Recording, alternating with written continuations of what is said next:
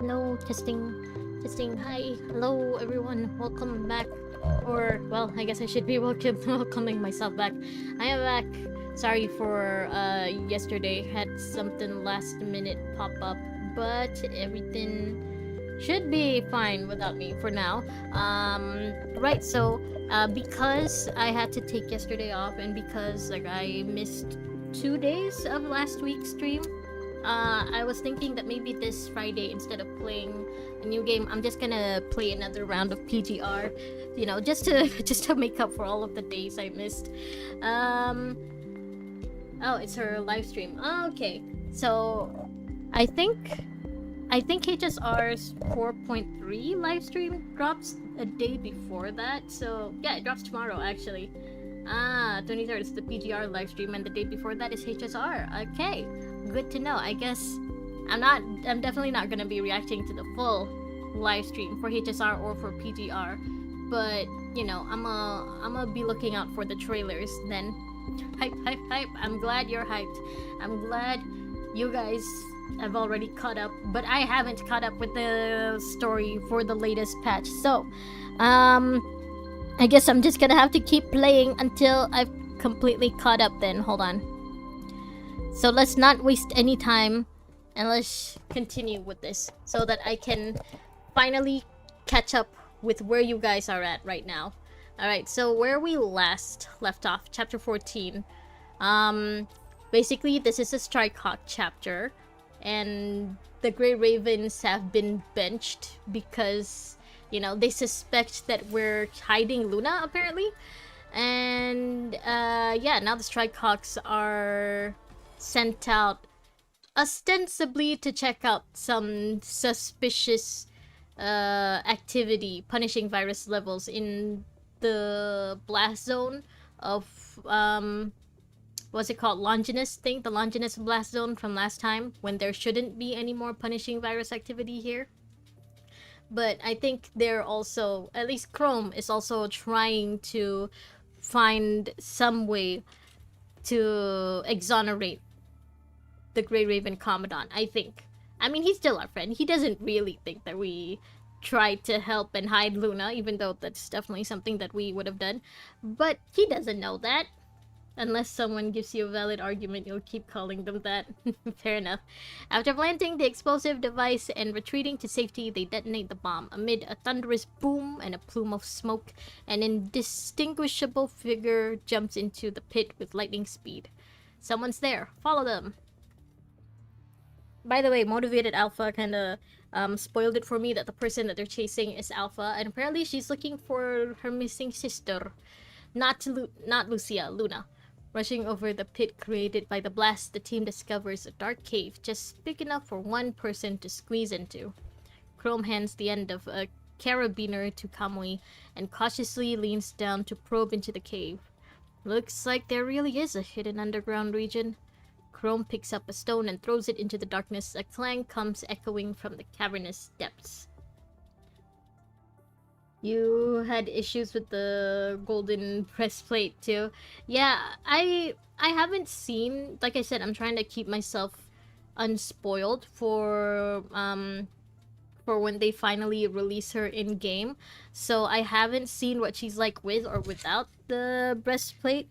But you know, once she does appear in game, then I'm gonna check out how she actually looks like with the breastplate, because I want to see if it really is as bad as you guys are saying. Now it's fixed. You're a happy man. Congratulations. I'm glad you're happy.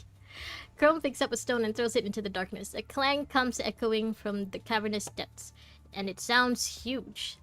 With the light above, Chrome takes a detailed look at the inside of the cave before backing out and reporting to the other three. Oh, wait. I almost forgot.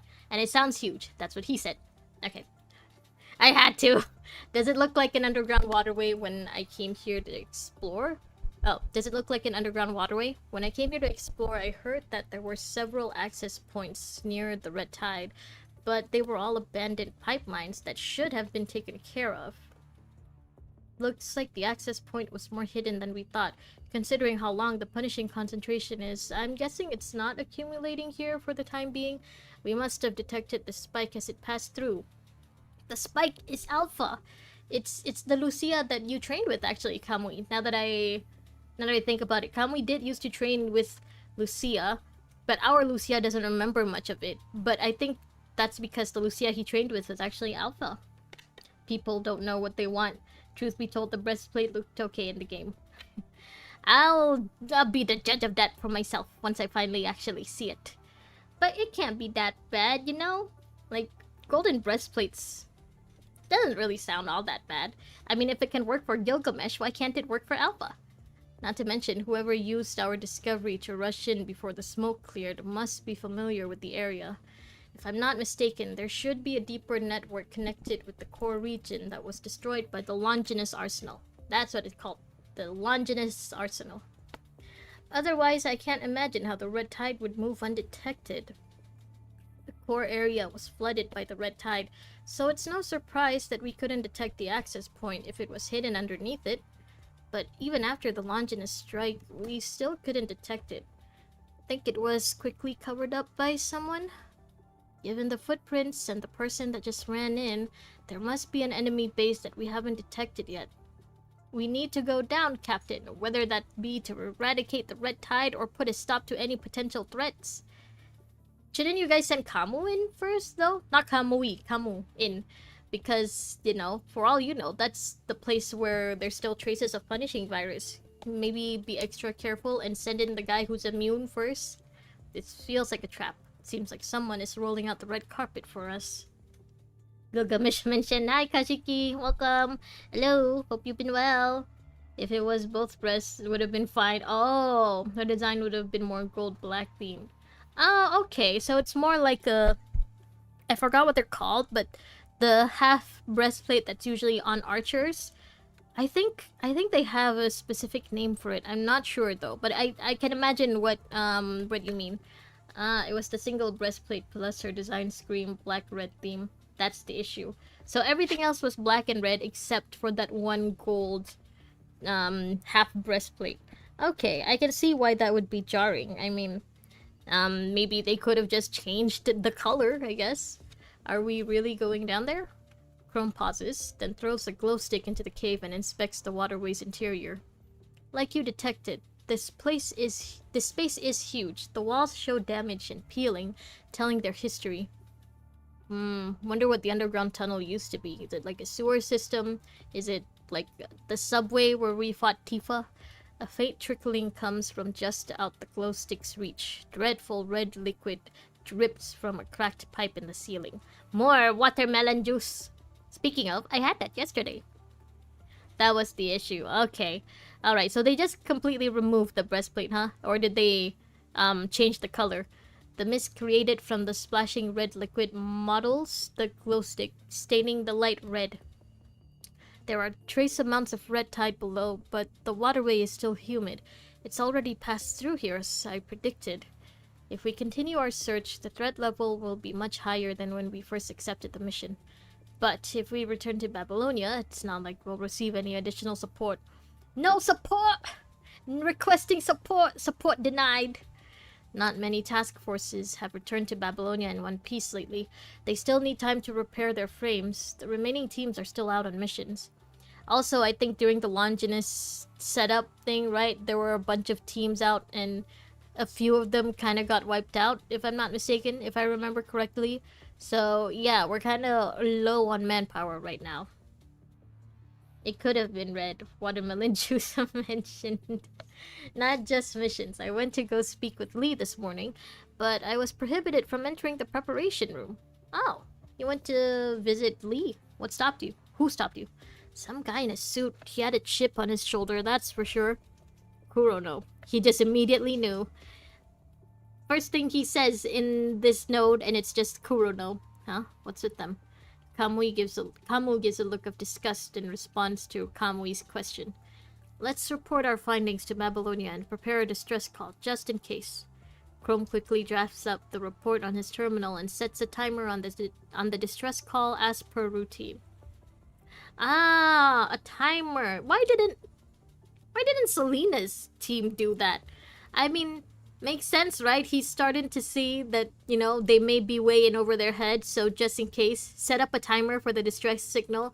So maybe set it up for like 2 hours. so that if they don't come back and undo the distress signal within those 2 hours, then it'll just automatically pop up and Babylonia will know that they're in trouble. Why didn't Selena's team do that?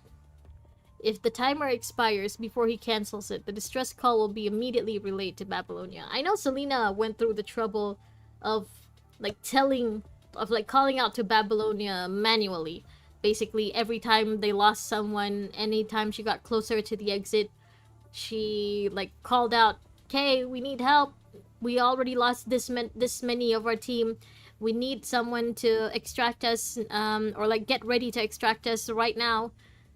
Couldn't they have just set up an automatic distress signal in the first place then?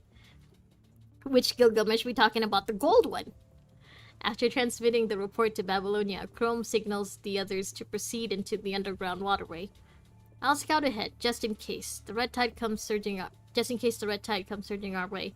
I won't be affected by it. That's our safest bet. Be careful. Yeah, that was my idea. Save that for you guys. Kamui quickly slides down and enters the cave with ease, landing on a pile of rocks below. Coast is clear. Come on down. Hearing this, the trio prepares to enter the underground waterway. What is it? Feels like there's something on my back. Don't say that. I'm imagining it's a spider or something.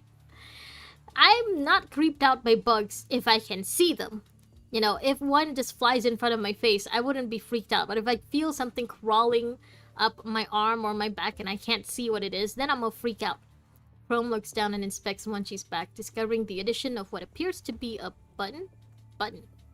Had it not been for his familiarity with his team, such a minute detail would have surely gone overlooked. Selena mentioned... Selena. It wasn't a good mention. I was basically saying that her team was kinda careless, kinda stupid. He gently grabs the button, then removes it from Wanchi's frame. It's, the pinhole lens on the button is like the dark abyss staring back at Chrome within his grasp. He crushes the device, then pats Wanchi on the shoulder. Let's go. Just doesn't mention it. Nothing out of the ordinary, but that doesn't mean we're free from trouble. The trio looks in the direction of Kamu's gaze, where the light meets the void.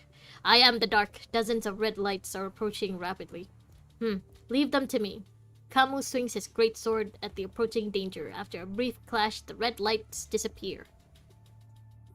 What's worse, a spider or a roach? Which scares you the most? What's worse than a spider? Any guesses? A spider that's bigger than you. That's what's worse. Honestly, I don't mind either. The last time I killed a roach was, I think, last month. And I remember, in my last job, a roach appeared in our office, and I just squashed it while a couple of the guys were freaking out. But I just squashed it. I don't mind bugs at all. And I actually really, really like spiders. There was a time, I think I was 12 or 13. I had a phase where I was really, really, really into spiders. But I never had a spider as a pet because my mom is scared of them. So, I don't mind either, to be honest. As long as I can see it. If it crawls up me and I can't see what it is, then I don't like it. A flying spider. Flying spiders are fine, I guess. I would be more freaked out if the spider were bigger than me. Now, if the spider or cockroach were bigger than me, then I would freak out. Worthless scrap met. Before he can finish speaking, the more hetero creatures come charging out from the depths. Now, if the spider or cockroach were the size of these hetero creatures, then I would worry. Then I'd be in trouble. Kick a Cheromasan.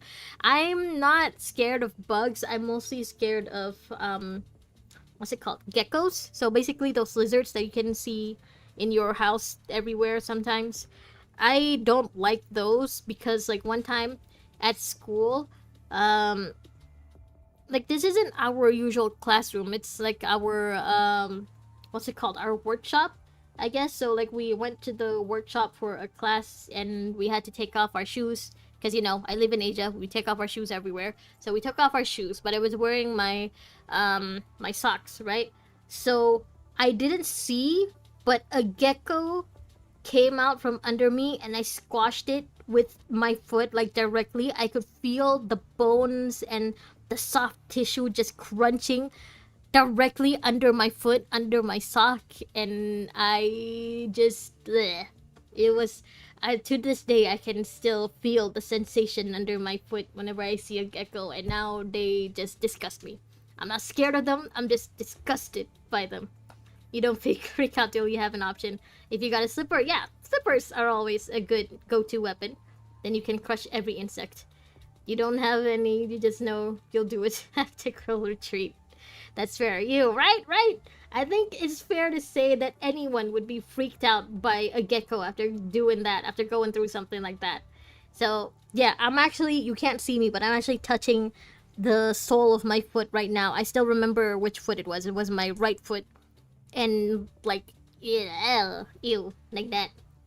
Like, cool stuff. What do you mean, cool stuff? I'm Motivated Alpha. Hello. Welcome back, grandson. Kamu, don't be rash.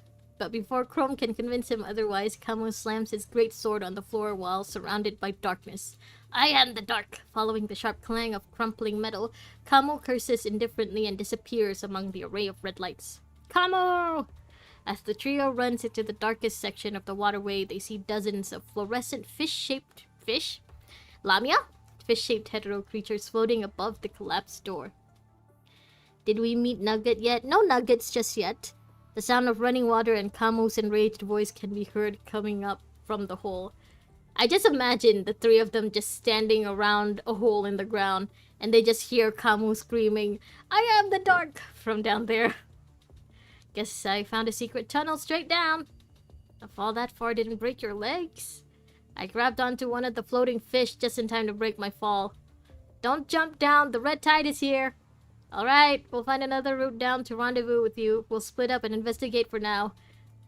It's a little amusing how very unconcerned they are for him. They're just... The only thing they asked is you didn't break your legs. That's it. Okay. What is that bombshell of a revelation? Thought Inferno told you by now. I knew nothing. There's a nugget that we're gonna meet in chapter 14. I told you I was gonna scout ahead.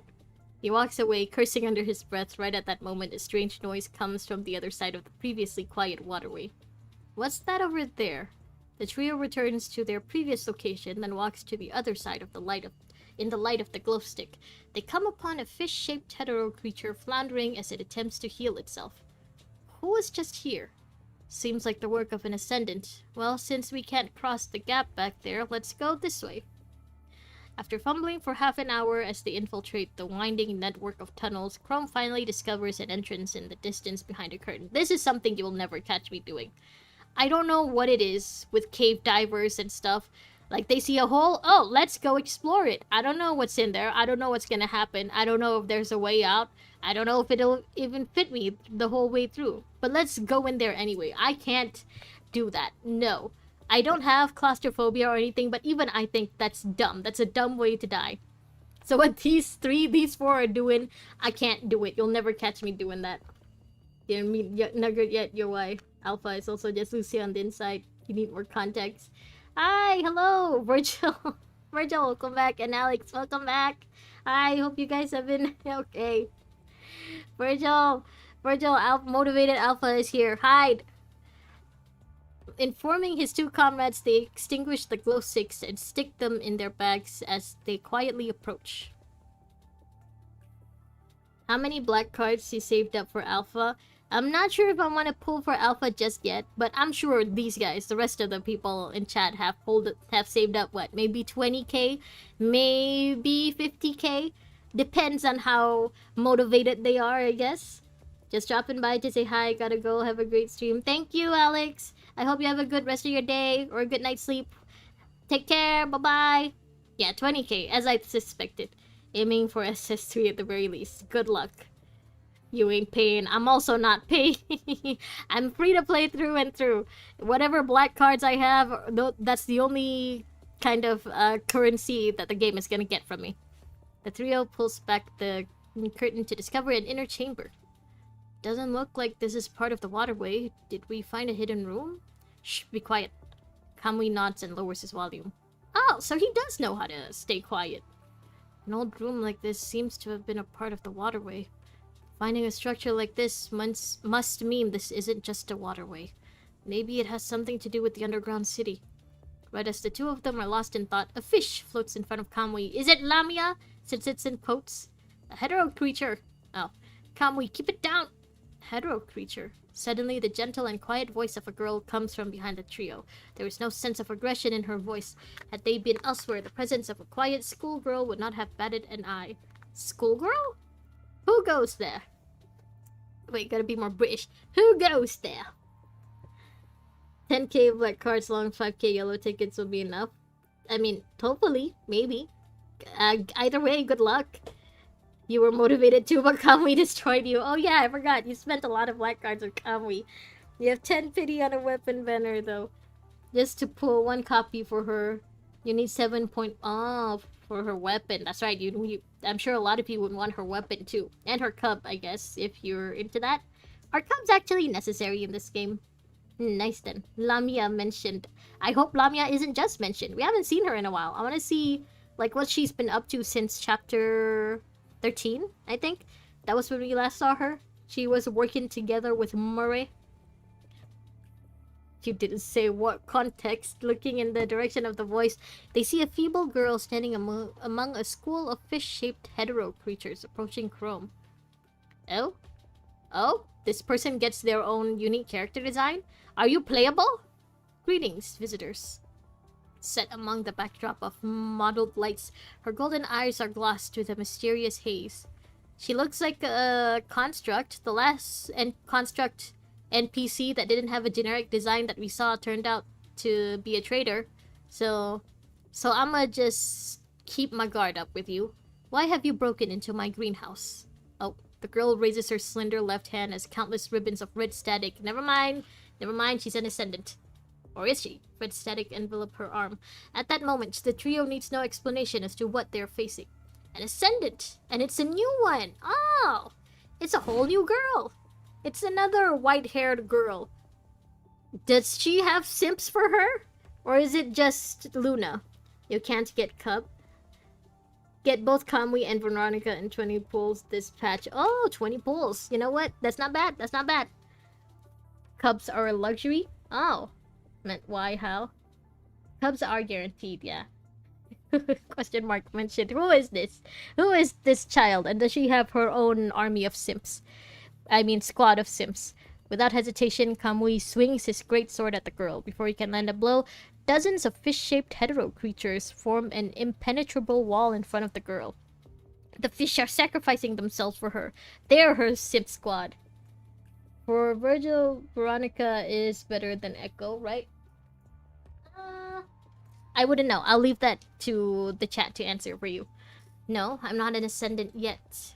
Oh, with each slash from Kamui's greatsword, an endless stream of fish stand in his way. The girl, however, remains standing there, motionless, seemingly oblivious to the attack. Kamui, get back here! Roger. Here, boy, come back here, Kamui! He quickly retreats behind Chrome. The wall in front of the girl gradually loosens and returns to their original form as hetero creatures floating around her. Continuing to fight won't be a fruitful endeavor. Fortunately, their opponent seems open to discussion, so they should be able to at least gather some information. Why do you want to harm my friends? Excuse you, we were trying to harm you, and your friends just got in the way. The girl cradles the remains of a fish like a newborn baby. She pats the fish in her arms. Red current pours into its remains through the girl's fingertips. The sundered remains reform into the shape of a fish. Fish! She's like Chihiro in Kagurabachi. Her main power is fish. I take it you're from Babylonia too. Oh, okay. Two? Yeah, that's what I said. Two. Veronica better in every context. Don't swing your sword at a girl. I mean, but it's an ascendant. It's an ascendant. I mean, just because it's girl-shaped. It's fair. Don't forget the meme. Correct. We're the task force from Babylonia. Are you one of Luna's descendants? No, I'm not a descendant, and I have nothing to do with the agent Luna, so she at least knows about Luna. Even though she understands them as her enemy, she shows no intention of attacking. Instead, she looks at Chrome with absent eyes and smiles politely at him. I'm still, in the back of my mind, I'm wondering if this is just Lamia, but, you know, disguised. My name is Cinderelic? Okay. I'm just a trainee unworthy of Der Meister. Okay. Cinderelic. I don't know why, but I feel like that's a fake name. It sounds like it's a fake name. I mean, this face with this name, really? Der Meister? Faced with Chrome's question, the girl named Cinderelic. It just doesn't sound like a real name. Just gently outstretches the vestige of a wing. Kagura Bachi mentioned, I'm a Bachi bro through and through, okay? When the first chapter dropped, someone in my chat, like this was early on when I started streaming, someone in my chat mentioned Kagura Bachi over and over, and I eventually read it, and I haven't stopped reading it, okay? I love it. I like it. This action reminds Chrome of a man with mechanical wings, a man whose name everyone knows is synonymous with danger. Gabriel? By Der Meister, do you mean Gabriel? No. Well, at least she knows of Gabriel. She retracts her damaged wing, stroking the tip of the feathers like a pitiful bird tending to its wings. If she's not Luna's, probably Nugget's, perchance. So, is her actual name Nugget? Because I gotta say, Nugget seems more appropriate for her than Cinderelic. What even is that name? Samura the goat. Samura is the goat, but he's also, you know, the Gon. I'm honestly like, as much as I love Mashiro, I'm looking forward to getting back to Shiba and Kunishige and Chihiro's mom. I just want to know more about the characters that we've already met. You know, stop introducing new characters to me. I want to see the oldies that we know as youngins in the past. There's a third proxy too, if you remember. Oh, okay. So by proxy, I think you mean Luna, right? So Luna is one. And who's the second one then? If this is the third one. By the way, your Virgil power 7.4k, 7.42, it's standard. Okay, no, not Mr. Gabriel. My wing is a relic of a friend. A friend? You mean those fish? Hearing Wanshi's question, Cinderella's eyes drooped down. No, not them. My first friend. I'll bring my friend back one day, then I'll return this wing. Can't you repair those fish? Repairing them only brings back an empty shell. Ah, okay. Der Meister said that if I continue learning from Gabriel, I'll figure out a way to bring my friend back. And also, okay, so she does know. She's learning from Gabriel. That means she knows him personally, I guess? The girl suddenly takes in a cold breath, as if suddenly recalling something, or receiving an order. She looks up as if coming to her senses. Her lifeless eyes are full of gloom under the mottled light. Since you're from Babylonia, you'll try to stop Der Meister. You know what? At this point, I wouldn't be shocked if Der Meister turned out to be Murray or something, you know? Because it feels like he's got, like, his hands in a bunch of pies. Like, he's got something to do with everyone's agenda. So, right now, my first suspect for who or what Der Meister is Murray. Just cuz. Standard, every character SS0 gets to 7.4k. Oh. Oh, okay, so that's normal. Alright, well, I guess that means I really gotta work on building my characters then. Because a lot of my characters aren't even like 5k. My mission isn't to fight, but I must buy time before informing Der Meister. At that moment, the trio hears restless stirring from all around. Following which, Cinderelic fades into the darkness. Watch out! If you want 8k, you need SSS and 3 weapon resonance. One that advances wins. British! Wait, what is that shiny ball? The light outside is glowing over time. Maybe it's a timer. It's a scorpion. What happens if it's full? I don't know. Let's find out. Let's let it be full. A new hetero creature will pop up. She calls it the greenhouse, but it's more like a culturing module. Cap, there's one more over there. Do we destroy it, maybe? Nope. Oh, we inspect it. Okay. The light orb is controlling the culturing module. SS3 isn't a big upgrade. 3 weapon resonance is kinda expensive. Der Meister is probably the nugget, you think? Don't know. AK, you need SSS plus. Okay. Do any of you bother like upgrading the like 8 class characters, the characters that you know come for free and stuff, like the characters that you just get with every pull. Do you guys bother building them? The light orb is controlling the culturing module. If we can overload it.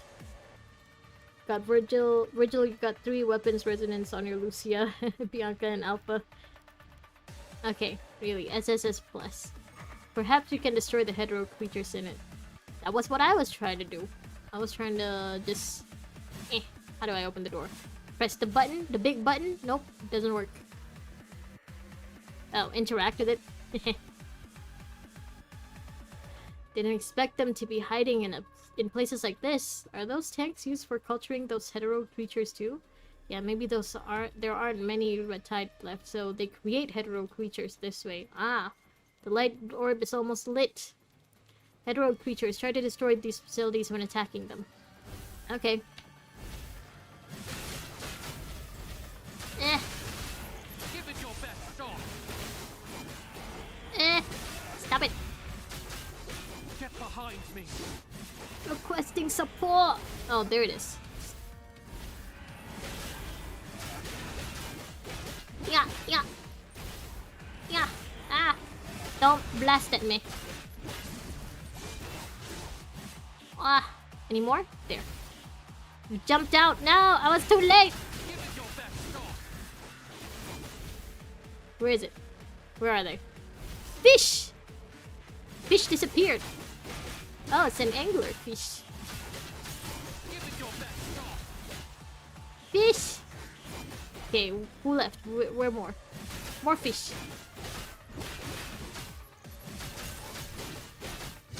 Let's end it all. I remember seeing you in Finding Nemo, anglerfish. Yeah.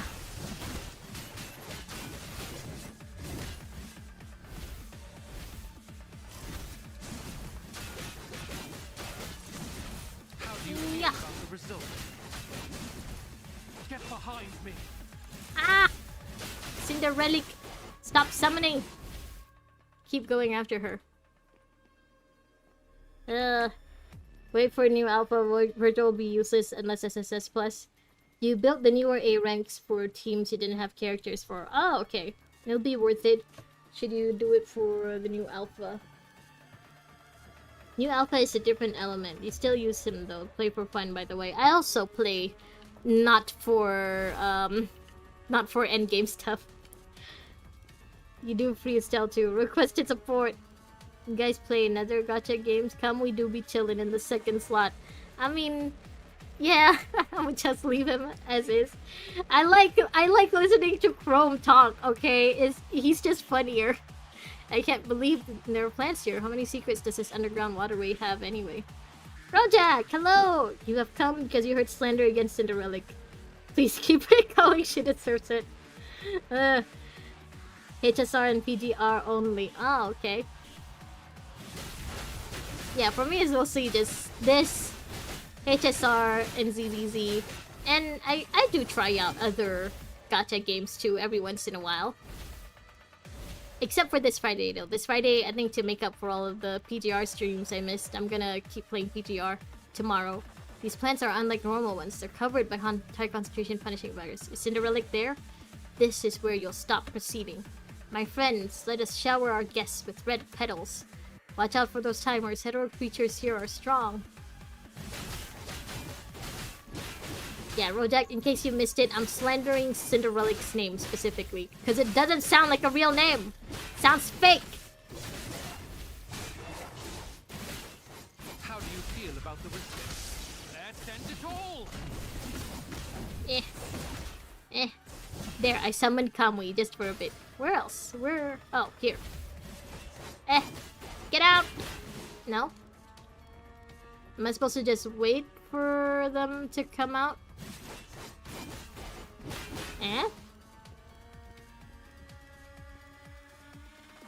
PGR and Uma Musume.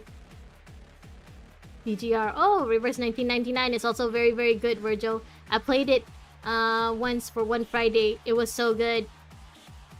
I kind of want to come back to it probably as soon as I finish with PGR.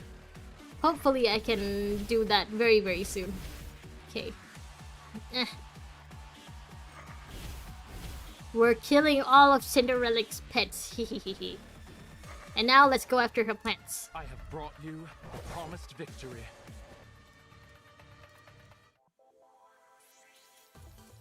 See you in other PTR streams, Virgil. You should be an honorary member of the PTR stream watching cult. This is a cult? I didn't know I was creating a cult. Hold on. I thought I was just gathering some children and grandchildren. Alright, let me hydrate first. Oh, now we have the full team.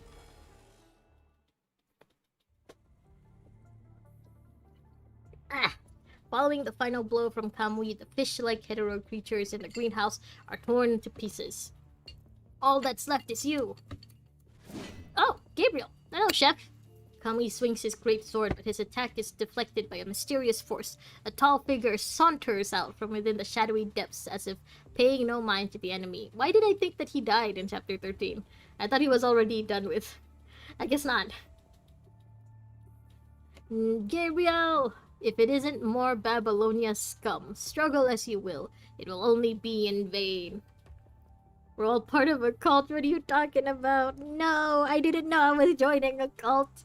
Gabriel, our database says you marked as Luna's henchman. Does that mean Luna and the other Ascendants are here too? Other Ascendants? Gabriel's vocalizer forces out a sardonic sneer. Oh, he really has, like, burned bridges with the others at this point, huh? He's really not part of the gang anymore. Those cowards who betrayed the those cowards who betrayed the Ascension Network no longer have any right to reside here. Their whereabouts are of no concern to me. Oh, so this used to be their squad's little hideout? Their squad's little HQ? Oh, okay.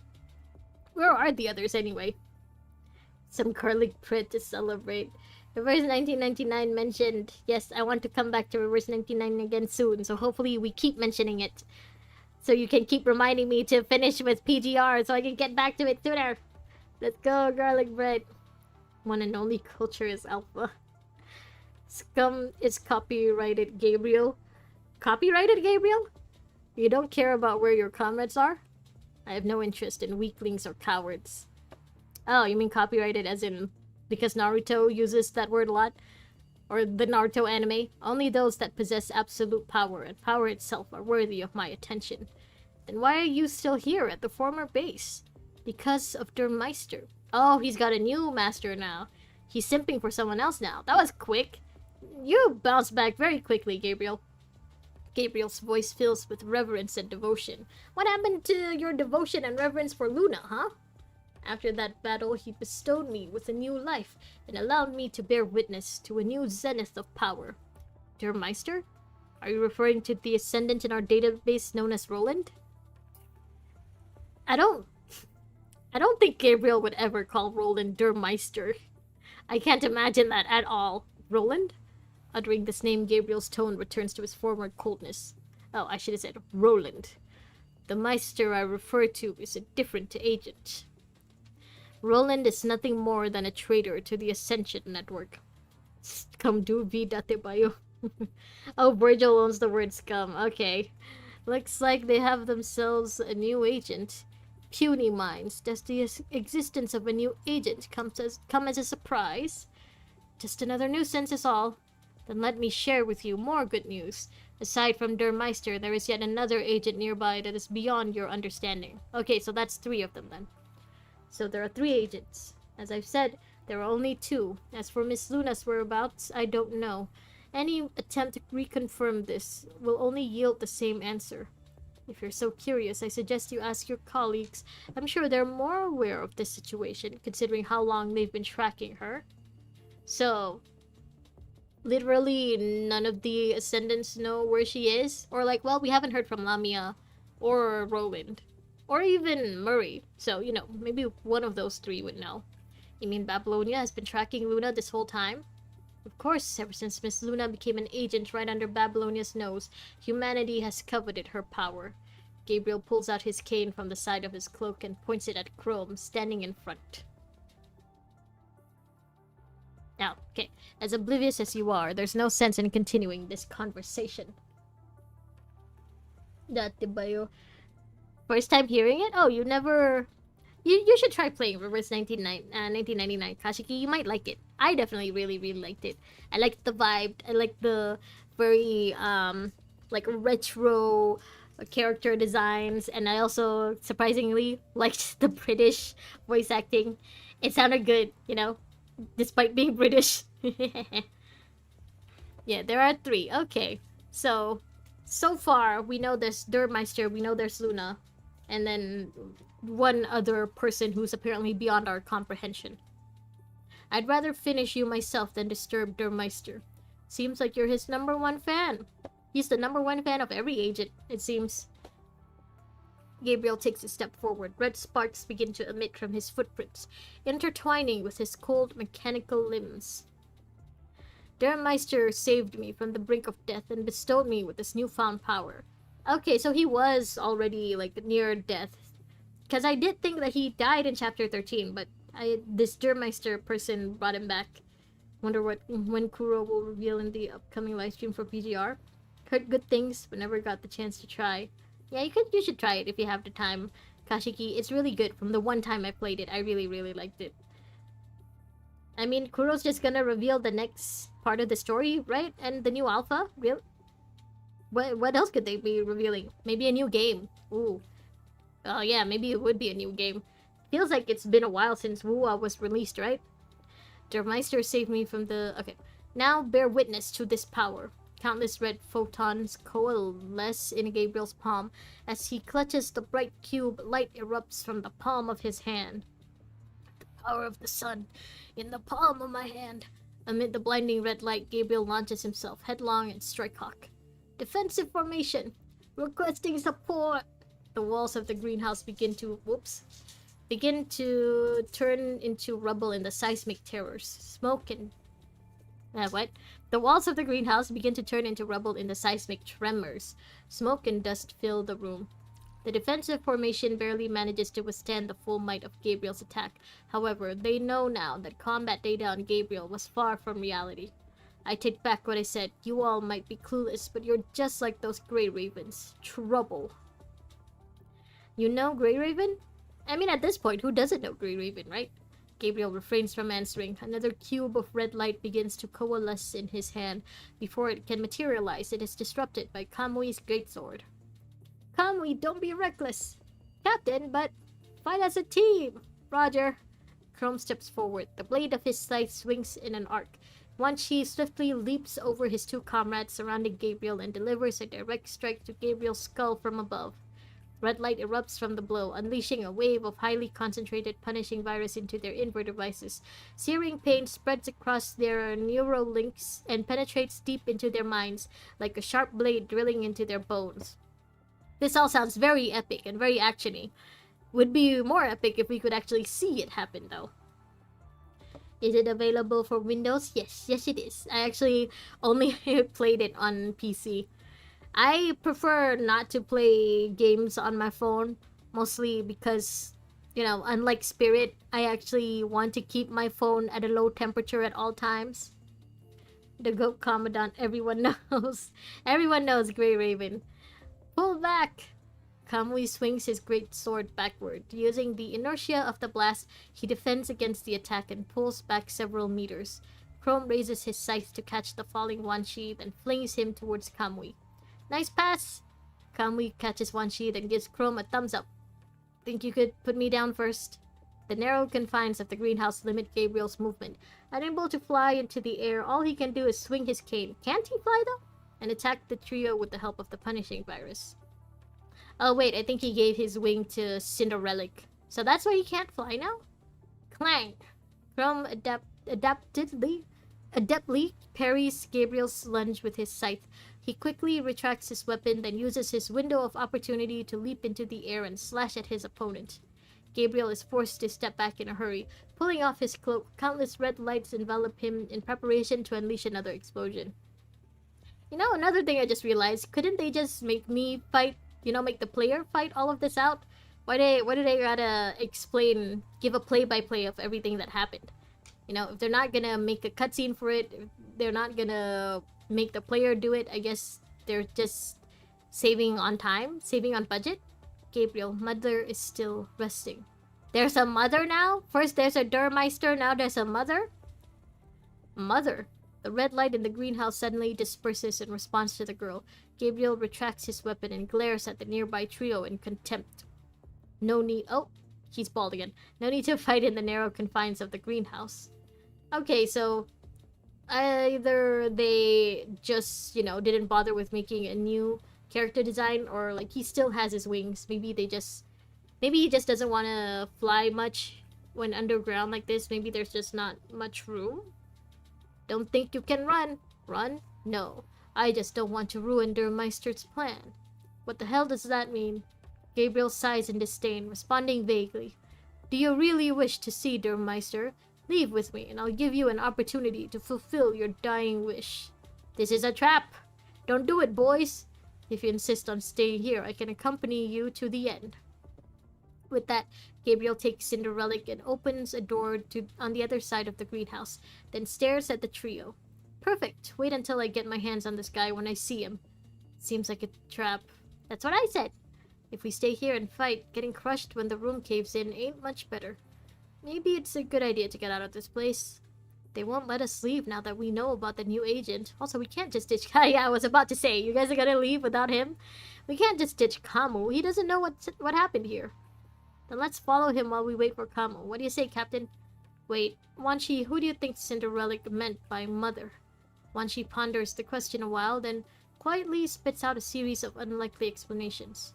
Based on the word, mother could refer to one of the agents mentioned earlier, a corrupted or even a new type of hetero creature. My guess is mother is the tree back there. Chrome still has concerns, considering that whatever the true identity of this mother figure is, it will only put the team in danger of being attacked. He nods to Kamui and Wanshi, signaling them to leave the greenhouse. Following Gabriel and Cinderelic, the trio walks down the spacious waterway and arrives at a platform rift. Why would a platform lift be— oh, wait, was it lift, not rift? Whoops. Why would a platform lift be here in a waterway? Not that surprising. We did just come from an underground greenhouse after all. I don't think this waterway was really built to drain wastewater. Think the Ascendants stay here often? This place might be connected with City 075. Considering that it was a military facility built to prevent war, I wouldn't be surprised if it served multiple functions. From what we've observed along the way, I'd assume it's been abandoned for quite some time. Chrome motions to Kamui to keep his voice down.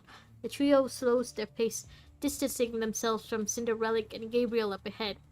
They really are just walking along, just following these two, like it's nothing, like it's not most likely a trap. Why no one else liked the stream? It's fine. If you didn't like the stream, that means I just gotta be better at it. This is just a theory, but I think this abandoned corridor was opened on short notice as a response to the Longinus arsenal. Oh, and I'm guessing it was abandoned due to the quality of the facility. I think you're right. Any more earthquakes and this waterway is gonna collapse. Why is this the only shoddy part of the facility? A section of the report on City 075 stated that the facility was expanded to isolate the infected prior to developing the serum. Oh, so this is like, what, a hospice for the ones infected by the punishing virus? But the punishing virus spread faster than anticipated. The facility was abruptly abandoned before it saw any use. As they are talking, Gabriel and Cinderelic disappear around the corner. The trio accelerates their pace to catch up. Usually like at the end of the stream. Thank you, Kashiki. What else can they do? Among the... Your Wi-Fi! No! Motivated Alpha! No! Among the flurry of footsteps, Chrome hears Kamu on the Strikehawk comlink. Kamu! Where are you guys? Well, bunch of stuff happened. We found a schoolgirl, and we found a chef. Even though the Strikehawk comlink is more stable than most, his voice intermittently cuts out due to the unique jamming technology of the underground city. We're on the platform lift down here in the waterway. What's your location? May's down here. He got lost, like Lee. That's 5 legs, don't know what you're talking about. Thank you, everyone. I'm going platform lift. Wait there. Alright, we'll wait for you. Right as Chrome terminates the comlink, the group sees Cinderelic, who had disappeared around the corner, now floating in the air. She's flying! She flies now! Even though her damaged wing makes flight toilsome, 4 fish-like hetero creatures tightly grip the straps on her clothes and pull her upward. Well, she's being pulled up, which honestly does not sound as epic as her just flying. I guess those straps aren't just for looks. Captain, I want a pair of them. No, can't wait. I'll help you put in a request, but don't get your hopes up. Dang. He's like, alright, no promises though. Now's not the time though. I wasn't expecting this kind of escape route from them. Wrong. I'm not going anywhere. Cinderelic is no longer needed here. I'm more than enough to serve as your guide. She's just bailing? Okay, she's just leaving? Okay. Mobile data will always have a leash on us. Don't use your mobile data to watch my stream, Alpha, please. Come with me. Just wait for the Wi-Fi to come back, Alpha. It's okay. The one that advances wins. Since you've come this far, don't think you can retreat. That goes for you too. You said you were gonna introduce us to Dermeister. Where is he? Where he at? Be careful, it's a defense cannon. You just have a railgun tucked in there? Tucked in the ground? Okay. How did you bring this big guy here? I need to conserve some strength since she's still around. She? You're talking about the guy who broke in here? Cap, leave it to me. Forward. Oh. I'll stop it. Let me handle the fighting. Whoa, the floor is so hot. Caution, the floor is burnt by the cannon. The floor is lava now! Let me take some damage. The one that advances wins. Feels a little too late for you guys to give me a tutorial on changing characters. Come on, game. Come on. Chapter 14 is when you give the tutorial for that. You're always watching. You're watching me on mobile data and while you're at work? Rojak, please. There are so many defense cannons here. The drawbridge is too narrow to dodge attacks. I have a plan. Kamui, you're on defense. Wanshi and I will take the heat and destroy the cannons. Alright, I guess if that's what they want me to do. Eh. Yeah. Ah! I blocked it just fine. I didn't block it just fine though. Let me handle the fighting. Eh. Okay, run towards it. No. Run, Kamui. The one that advances wins. Okay, where else? Where else? Ah! Requesting support. Requesting support! He said the thing! Kamui, switch with us after you block it. I'm trying. I'm just too used to using just one character.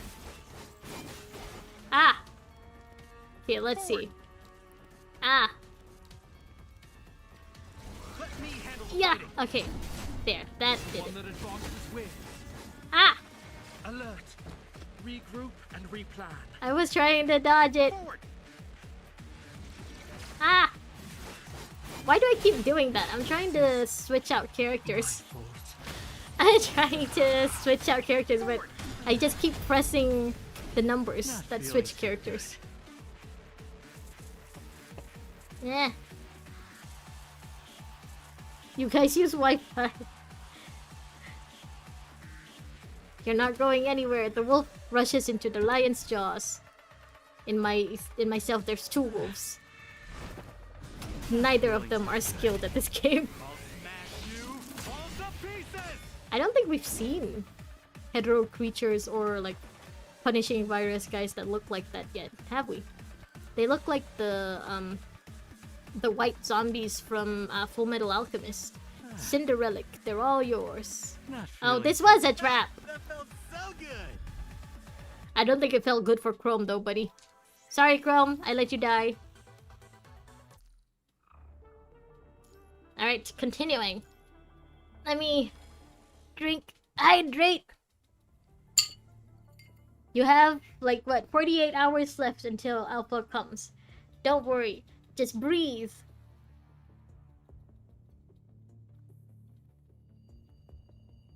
Ah, okay. After a chaotic flash of red, Gabriel disappears above, leaving only Cinderelic floating in the air as she's pulled by 4 fish. Again, it doesn't sound epic when you describe it like that. Like she's being pulled up by 4 fish. Really? She quietly looks down at the platform below, like a doll hanging on a rope to dry. Yeah, see, that doesn't sound epic. She's hanging like she's out to dry. Suddenly, hetero creatures begin to pile up on the platform lift. Along with them, the punishing concentration also begins to rise. Fortunately, the trio's special reinforcements for this mission barely managed to keep the corruption rate just below critical. Didn't that guy say he wasn't going anywhere? Let's take care of the enemies in our way first. Did you really think he wasn't lying, Kamui? Unless you're no, then you have 6 meows and 7 wolves inside of her. Number 21 is like that. She has meows too. Hold on. Why is the comment appearing on the stream but not in the chat? But not in the YouTube chat. Is everything okay? I mean, I'm monitoring the stream on my phone and on the PC. It seems okay. Alright, I'm not sure what's going on, but hopefully it's not too weird. With concerted effort, the hetero creatures begin to decrease in number under the trio's barrage of firepower. Cinderella places her hands before her as if in prayer and sighs gently. She seems to be doing something. Doesn't matter, we got this. Turn back time. She's a time traveler? The platform lift begins to shake violently. The accumulating punishing virus transforms into a red electric current, climbing up the platform into her wing. You hate Cinderella so much. For no actual reason, you just hate her for the love of the game. I mean, fair enough. You know, I just hate her because of her stupid name. The wing begins to expand under the effects of the punishing virus. A radiant red light envelops Cinderella. Yeah, I can see it appear now in the chat, but yeah, back that one comment just now, it appeared only on the screen and not in the chat. Weird. Amid the blinding light, she descends to the base of the platform. The ball of light enveloping Cinderella leaves a trail of crimson snowflakes. The remains at the base of the platform begin to shake under its powerful force. Chrome sprints towards the blinding ball of light, slicing the red current with his scythe. His blade rends the hetero creatures protecting Cinderella in twain. The tip of his scythe penetrates the heart of the blinding light from above. However, a deafening rumble reveals that the remains of the hetero creatures have taken a new shape. Jitter bombs? Even though the explosive power of a jitter bomb is not particularly strong, such a large number in the confined space is sure to be fatal. Also, should you really be, you know, launching bombs while you're underground like this? Hello, Cinderella? Are you suicidal? Where'd Cinderella go? Oh, never mind. She saved herself already. With the platform now covered in glowing red jitter bombs, Cinderella is gone without a trace. Hetero creature behavior. Get to higher ground now! Chrome fires a grappling hook to the top of the shaft, hooking onto a wall. Where'd the grappling hook come from? Or does his scythe turn into a grappling hook? You sure came prepared, Captain. Grab onto me. Got it. Kamui grabs onto Wanshi's collar, then lunges and grabs onto Chrome's ankle as he's hoisted into the air. I imagine him grabbing Wanshi the way you would grab a kitten, you know? You just grab at the back of their neck. Right as the trio is hoisted into the upper rafters of the shaft, the thunderous boom of an explosion comes from below. That's my captain. We were almost... Why didn't you do that earlier? What do you mean? We were busy fighting you! Before Kamui could finish speaking, Cinderella appears before them and unleashes a downpour of arrow-like plumes coated in punishing virus. Hanging on to Chrome, Kamui and Wanshi are certain that they are unable to dodge the barrage in time, but to their surprise, Chrome releases the pulley on the grappling hook, causing the trio to rappel rapidly. The most amount of mentioned jitter bomb in the whole game, and oh my god. The barrage of feathers originally aimed at Kamui and Wanshi are now aimed directly at Chrome. A bolt of lightning vaporizes a majority of the feathers. However, a few still manage to hit their mark on Chrome's shoulder. Ah, so his frame is gonna get badly injured or like badly broken, and so he has to switch out to the new frame that Asimovo told him is too much of a risk to use. Ah, Captain! Brace for landing! The trio rappels firmly onto the base of the platform, then looks up at Cinderella. Because the limited space of the grappling hook is prone to turning us into a moving target. Right as you said, turn back time, those things turn into jitter bombs. Is that what you once were? Mimicry, camouflage. This is something that almost all creatures do. It's also something that Lamia does. Are you actually Lamia, Cinderella?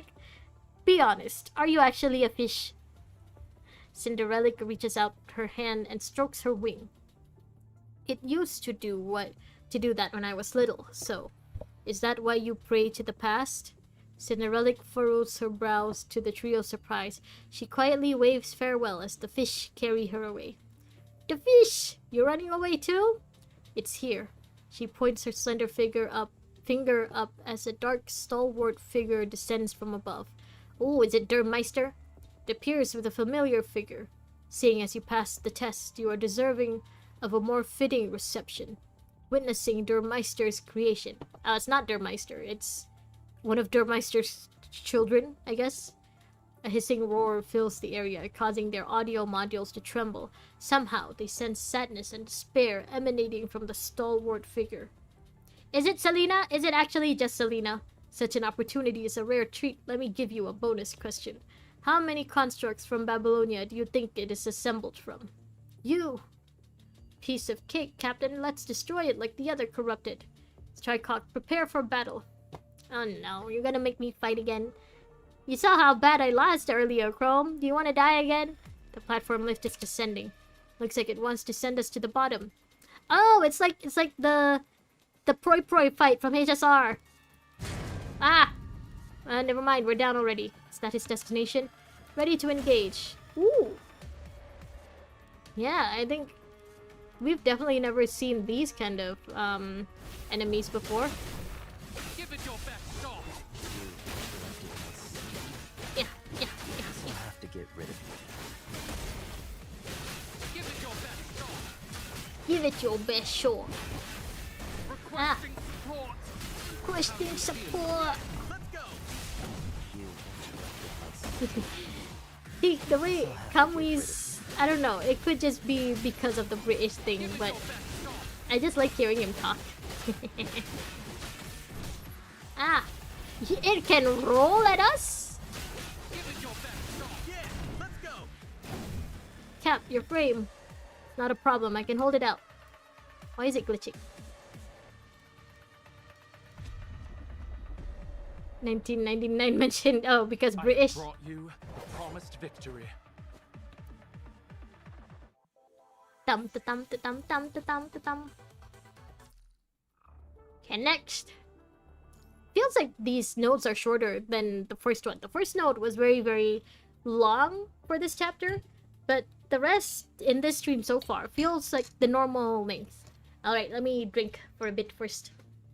At this rate, I think I might actually finish chapter 14 in this stream. Okay. The massive frame in front of them crumbles into a pile of countless remains, scattering on the floor. Numerous neuro cables and parts protrude from its hulking arms, some of which are still covered with Babylonia's manufacturing logo. We have a logo? It's not like you to frown at corrupted, Captain. They're already corrupted. Suddenly, they hear a round of applause from above. The trio looks up to see Gabriel clapping at the edge of the platform lift. If champions such as yourselves are willing to stay and offer your strength to the Ascension Network, he's trying to recruit them now? I'm sure Der Meister would welcome you with open arms. To hell with that. If I'm off every day of the week, I might be willing to consider it. Hello? Wanchi, are you out of your mind? I'm just saying, only if I don't have to work. With their usual banter, Crow manages a smile despite their current predicament. Ah, he loves his goobers. He loves his teammates. Well, there's your answer. We won't stay here, nor will we serve the agents. Since you've rejected my kindness, I'll leave you in the elevator shaft to become nutrients for the red tide. Become nutrients for the watermelon juice. The platform begins to shake as the surrounding punishing concentration begins to skyrocket. We're going to drown in here. I don't want to become a fish, Captain. Become a fish. Get out your grappling hook. Gabriel looks down coldly from the rafters of the shaft, as if waiting for the opportune moment to strike them mid-air. Actually, they are constructs. They don't actually need to breathe. So, like, I know they can't exactly swim because they'll just sink to the bottom because of how heavy they are. But, you know, again, it's not like they need to breathe. It's not like you'll actually drown, Kamui. Regardless, being attacked by Gabriel midair is preferable over drowning in the red tide. Chrome takes out a rope, quickly grabs his comrades, then leaps into the air. Betting $100, Alpha would use the motivation at least once in the upcoming chapter. You're gonna be losing $100. Watermelon juice mentioned! Right as Gabriel is about to strike the coupling, the feeling of indescribable oppression comes from above. He takes 2 steps back, then looks up with Cinderelic and salutes. What brings Babylonia here? Dormeister reveal? We actually get to see... Oh! Well, it's not who I was expecting. At all. I was expecting Murray. That's definitely not Murray. Chrome looks up to see a man dressed in black appear on the upper edge of the platform lift. Who are you, sir? Give me some more time. I've got this under control. No matter. I'm just here to see who's giving you so much trouble. Sorry for the delay. He looks at Strikehawk hanging from the rope, as if any move they make will be met with repercussions. Mr. Gabriel left them for me to get some combat training. Cinderella's salute and indifferent expression makes it seem as if she's merely facing a teacher rather than the mighty power of an agent. And the result of said training? They're almost as strong as Grey Raven. Oh, almost, huh? I guess maybe they'd be a lot stronger if, one, Kamu were here, or if they had an actual commandant. Cinderella's failure is to be expected. It's like, it's a skill issue, it's fine. Nugget? This is Nugget? The asshole is finally introduced. He doesn't look like a Nugget, though. Sir, is your name Nugget? Oh, I recall you mentioning that team. He smiles with great interest and takes a serious look at the person in front of him. I hope they are worthy of your recommendation. Standing on high ground, he waves his hand at Gabriel. Enough. See to your guest. She's looking for you. She? I'm guessing Alpha, then? Alpha probably... Because, you know, the Strikehawk team did follow someone in here. So I'm guessing Alpha came in here looking for Luna. And I guess maybe she also heard that Gabriel is here too. Nugget. And see to your guest, she's looking for you. It's her. Correct. I've enhanced your frame. Don't let her get the best of you like last time. I can't tell. Is this guy... Is Nugget human? I don't think he's human, right? I mean, he's supposed to be an Ascension Network agent. I don't think you can be a human to be an Ascension Network agent. I won't let you down, Mr. Vonnegut. Oh, Nugget. I see how it is. I see where it comes from now. Vonnegut. Vonnegut. Nugget. Isn't that the name of that writer? What writer? The agent by the name of... I'ma just call him Nugget. Nugget! The agent by the name of Nugget turns to Chrome, then puts his index finger to his lips, as if gesturing shush. That's a secret. He withdraws several steps and gestures them to approach. Come, hanging on a rope is not my way of treating guests. Nugget is a gentleman. Seeing them remain where they hang, he smiles, as if to welcome them. You don't think I'm going to catch you off guard, do you? Ah, that's it. That's another message, another chat that's not appearing in the chat. It's only appearing on the screen. Alpha despises this guy. Hope Alpha beats the shit out of him anytime soon. What did Nugget do wrong? Is it just the name? Is she just not a fan of the name Bone Nugget? Well then, come on now. The trio quickly climbs up the rope to the top of the platform lift. Bone Nugget. I don't actually know how you're supposed to pronounce it. Vonnegut? Once again gives them a welcoming gesture, like that of a kind and dignified lord receiving guests at his estate. Welcome to my temporary... Oh! Is it just the guy from Octilec? Because I remember that guy, who covered the bottom half of his face. He also had dark skin and gold eyes, I'm pretty sure. I remember being a big fan of the eyes. The eyes were hot. But is it just that guy? Welcome to my temporary base. I assume Alpha was going to bring the Grey Raven Gabriel has mentioned. I wasn't expecting the likes of you. Okay, so he's confirmed that it's actually Alpha then, that they're following horrible things. That's what he's done. Compared to Gabriel, at least, is it more horrible than the stuff Gabriel has done? But considering that Gabriel advocates on your behalf, I'm inclined to trust his intuition. Alpha, you mean the Ascendant that serves Luna? Hearing this name, Chrome's palms begin to sweat. If Alpha is here too, she's likely to be with Luna. If they can locate Luna, the Grey Raven Commandant will be free of some suspicion. Seems like you've still got a lot to learn about her.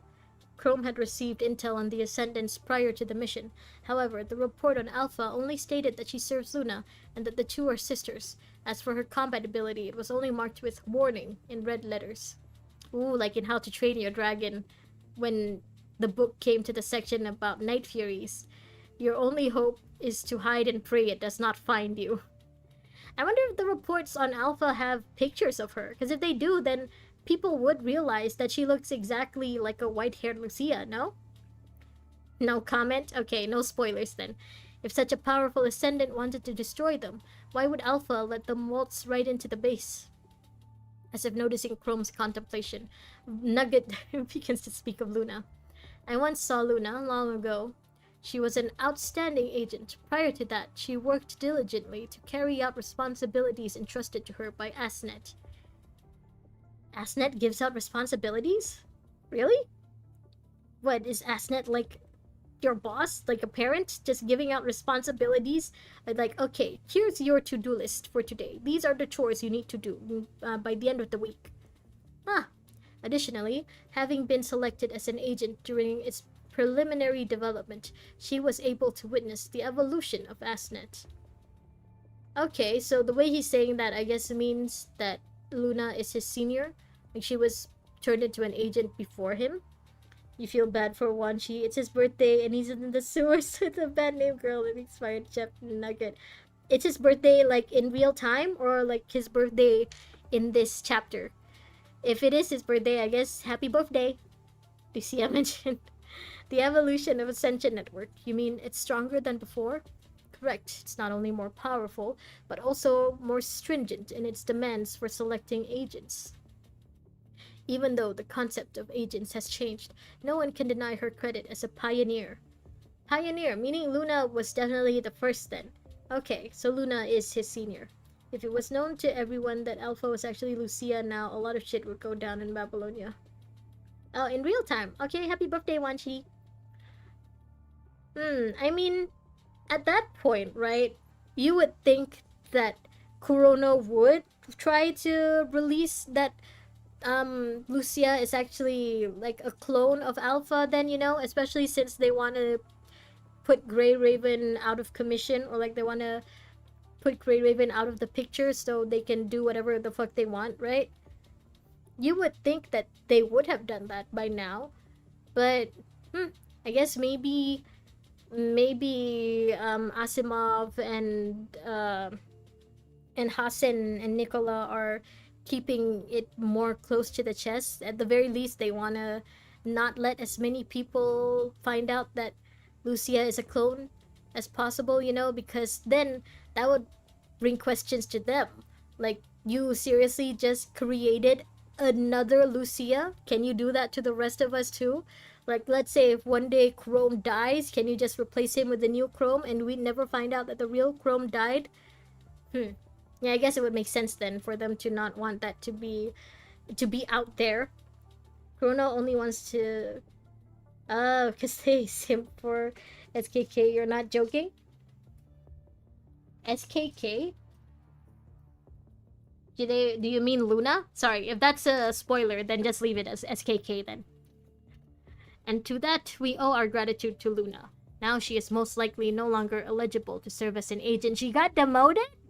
That's why she's missing? She got demoted and she's embarrassed by it? But as one of our predecessors, not only has she aided in the evolution of the Ascension Network, she has also been diverting humanity's firepower away from us, allowing the later generation of agents to remain hidden from view. Oh. Oh, Commandant. Okay. That's what you meant. Shikikan is the Japanese word. She's been diverting their firepower. She's been taking all of the attention onto her and away from the others. I mean, Babylonia has been tracking. Okay, well, no need to show me a flashback of something that happened just now. If agents are as strong as you claim, why worry about being pursued by humanity? Do you think Earth fears humanity? Most of humanity spreads, devours, pollutes, and destroys the Earth like a virus. I mean, can't argue with that. They are full of cruel and cunning ideas, allowing them to find their way into every nook and cranny. Still can't argue with that. He's not wrong. He's not. Where's the lie? Where's the lie, though? These people were responsible for the zero-point reactor meltdown that created the punishing virus. And you'd think the punishing virus would be a little more grateful because of that. Not only that, Earth has nearly perished several times at the hands of humanity over the course of its long history. Even ignoring history, I'm sure you have experienced numerous disasters caused by humanity. It's all true, though. He's not lying. Thought she kept Kappa from Dragon Ball. Sad kept Kappa. She's at a place, is all you can say. At least she's still alive, then. At least that means she's still around, somehow. Even ignoring history, I'm sure you have experienced numerous disasters caused by humanity. Therefore, we must separate the sheep from the goats. Oh? As the shepherds do? And hurry the wicked in the shadow of history. I'm not a shepherd. Is that something that shepherds actually do? Separate the sheep and the goat? Only then can the world endure the long winter and one day welcome the coming warmth of spring. Winter is coming! He stretches out his hand as if acting out an all too familiar script. Until then, the whole world still fears the follies of man. Of course, agents must tread with equal heedfulness, should they not? He appears calm and speaks at ease. Although he says that they shouldn't fear the follies of man, there is no look of tension or fear. Standing among the group, he has the demeanor of an astute orator, calmly sharing pearls of knowledge gathered through personal anecdotes. I'm learning so many new words tonight. Even as agents, we must continue to improve, learn, and adapt. Much like the Dunning-Kruger effect states, people will only step onto the path of self-improvement once they realize their own shortcomings. His words lack any sense of self-aggrandizing. He is like a modest teacher standing before the enemy. However, Chrome knows this modesty comes from the confidence of knowing that, no matter what happens, he can handle it with ease. Are you actually impressed right now, Chrome? Are you actually, like, jealous? Black-coated asshole is an agent. You mean Nugget? I mean, yeah, I figured that he's an agent with the way Gabriel was, simping for him earlier. It's precisely because of his overwhelming power he is able to speak so freely about weakness and secrecy in front of his enemies. I guess that means he's a construct, right? He's not... I mean, humans can't become constructs. Can't become Ascension Network agents. So he's most likely a construct then. Doesn't look like he's a Babylonian construct though. So maybe, most likely, an Octalite construct? Of overwhelming power that he speaks so freely about weakness and secrecy in front of his enemies. If anything appears unnatural, it's that he keeps inadvertently glancing at Kamui's waist. Why are you looking at his childbearing hips, Nugget? You looking for something there, Nugget? Continuing to listen to Nugget's musings, Chrome turns his head slightly and glances at Kamui to figure out the cause of such an irregularity. It appears that a buckle on Kamui's tactical belt has come loose during the previous ordeal. He is just looking at Kamui's childbearing hips. Is that it? Or, like, does he have OCD and he doesn't like the fact that Kamui's, uniform is a little loose? As an agent, I have long been searching for those worthy of building a better world with me. However, few are capable of passing the preliminary filtering. Even fewer are willing to go beyond that.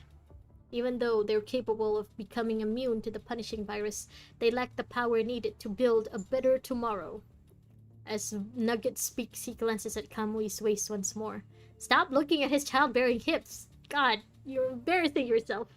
He can't look away. However, Chrome is able to catch the point of interest. His gaze does, in fact, fall on the loose buckle. These people are nothing but fragile eggs too. Although a bit untimely, Chrome politely interrupts Nugget to confirm who he's dealing with exactly. Pardon me, Kamui? Chrome turns around and fastens the loose buckle on Kamui's tactical belt. He's like a dad fixing up his son's outfit. Huh? Why does that matter at a time like this? Seeing this, Nugget lets out a hearty laugh in satisfaction. Ha ha ha, either you have an eye for detail, or you're a perfectionist just like me. No, I'm pretty sure you have OCD, my guy. Cause, like, he felt compulsed to just keep looking at it, you know? Like, you wouldn't keep staring at it if there wasn't some form of compulsion behind it. Seems Gabriel's intuition was right. I think you and I will get along swimmingly. As I was saying, Nugget opens his arms to the trio cheerfully and looks them over. I hope you can also pass the filtering. Each splendid seed should be sowed on the road to tomorrow. If you had a nickel every time a villain had OCD in media, you'd have a garlic bread factory.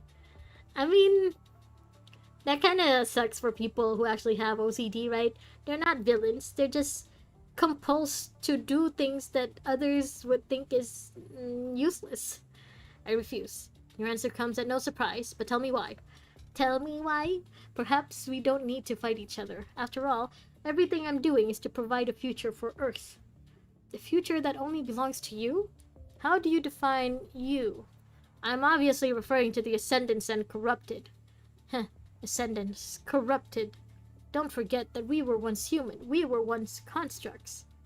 It feels like Luna forgets that sometimes when she talks about the uselessness of humanity and stuff. Feels like she forgets that she was once human too. So was her sister. Even machines created by humanity have gained sentience. They have feelings and minds like us.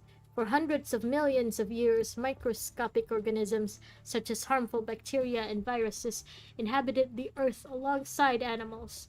Prior to the punishing virus, how do you think life managed to survive infection and disease?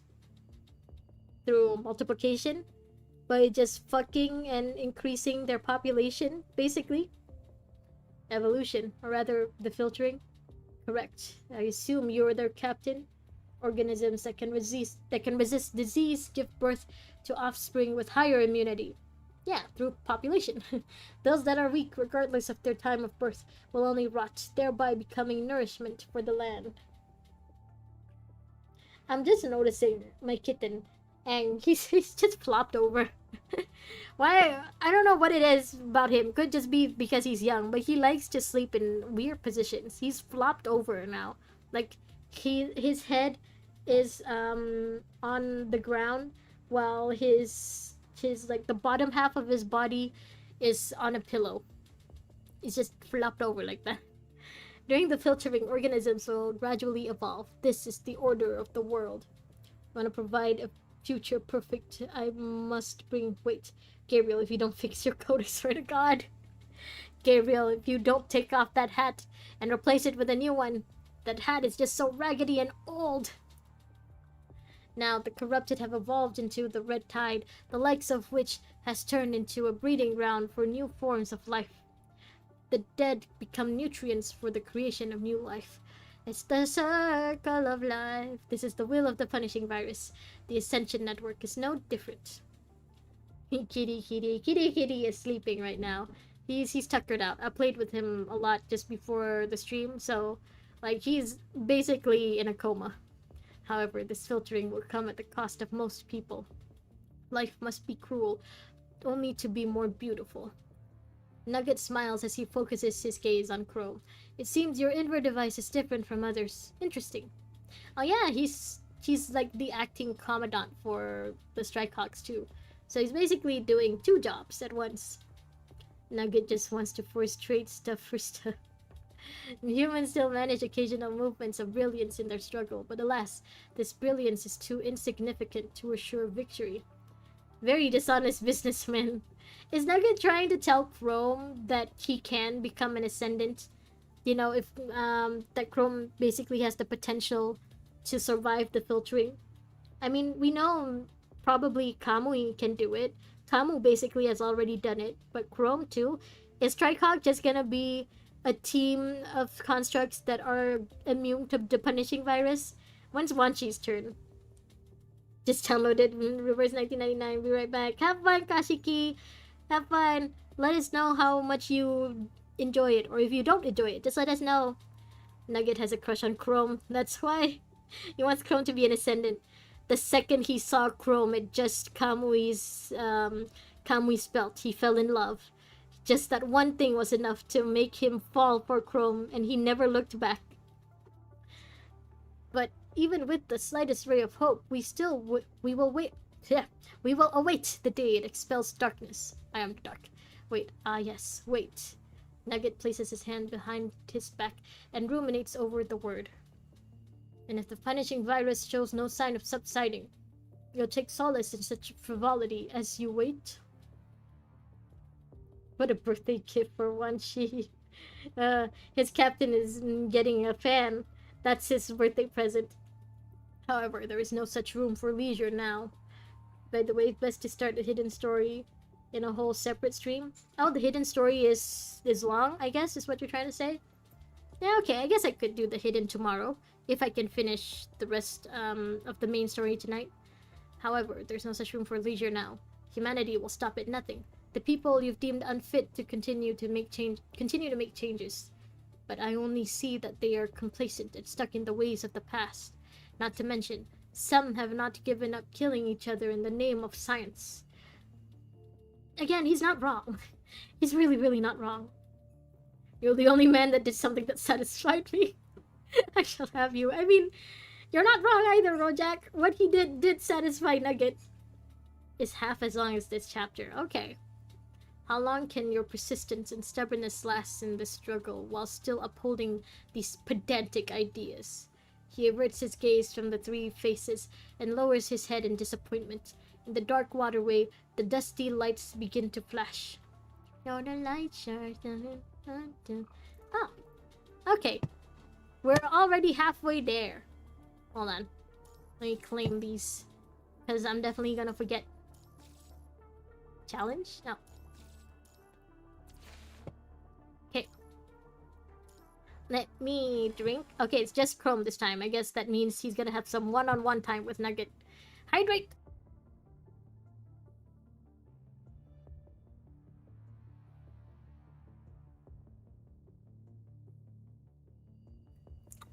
Okay. Their surroundings begin to disintegrate. The flickering lights and image of Nugget begins to drift in.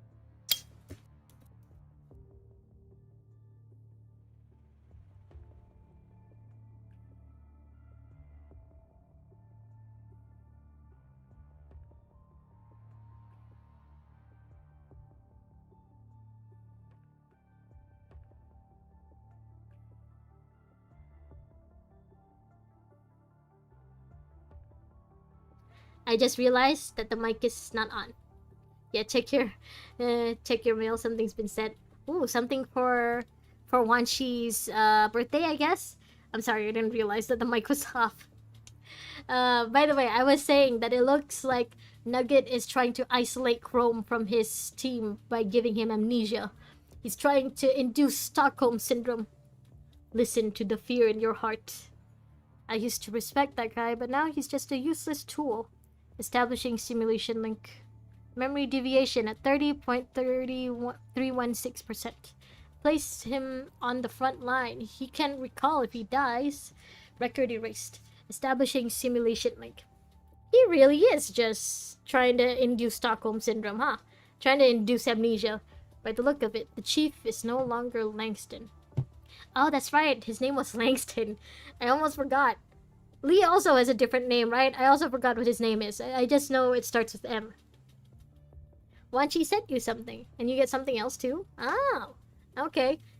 It's his birthday and he gives me something? That's so nice.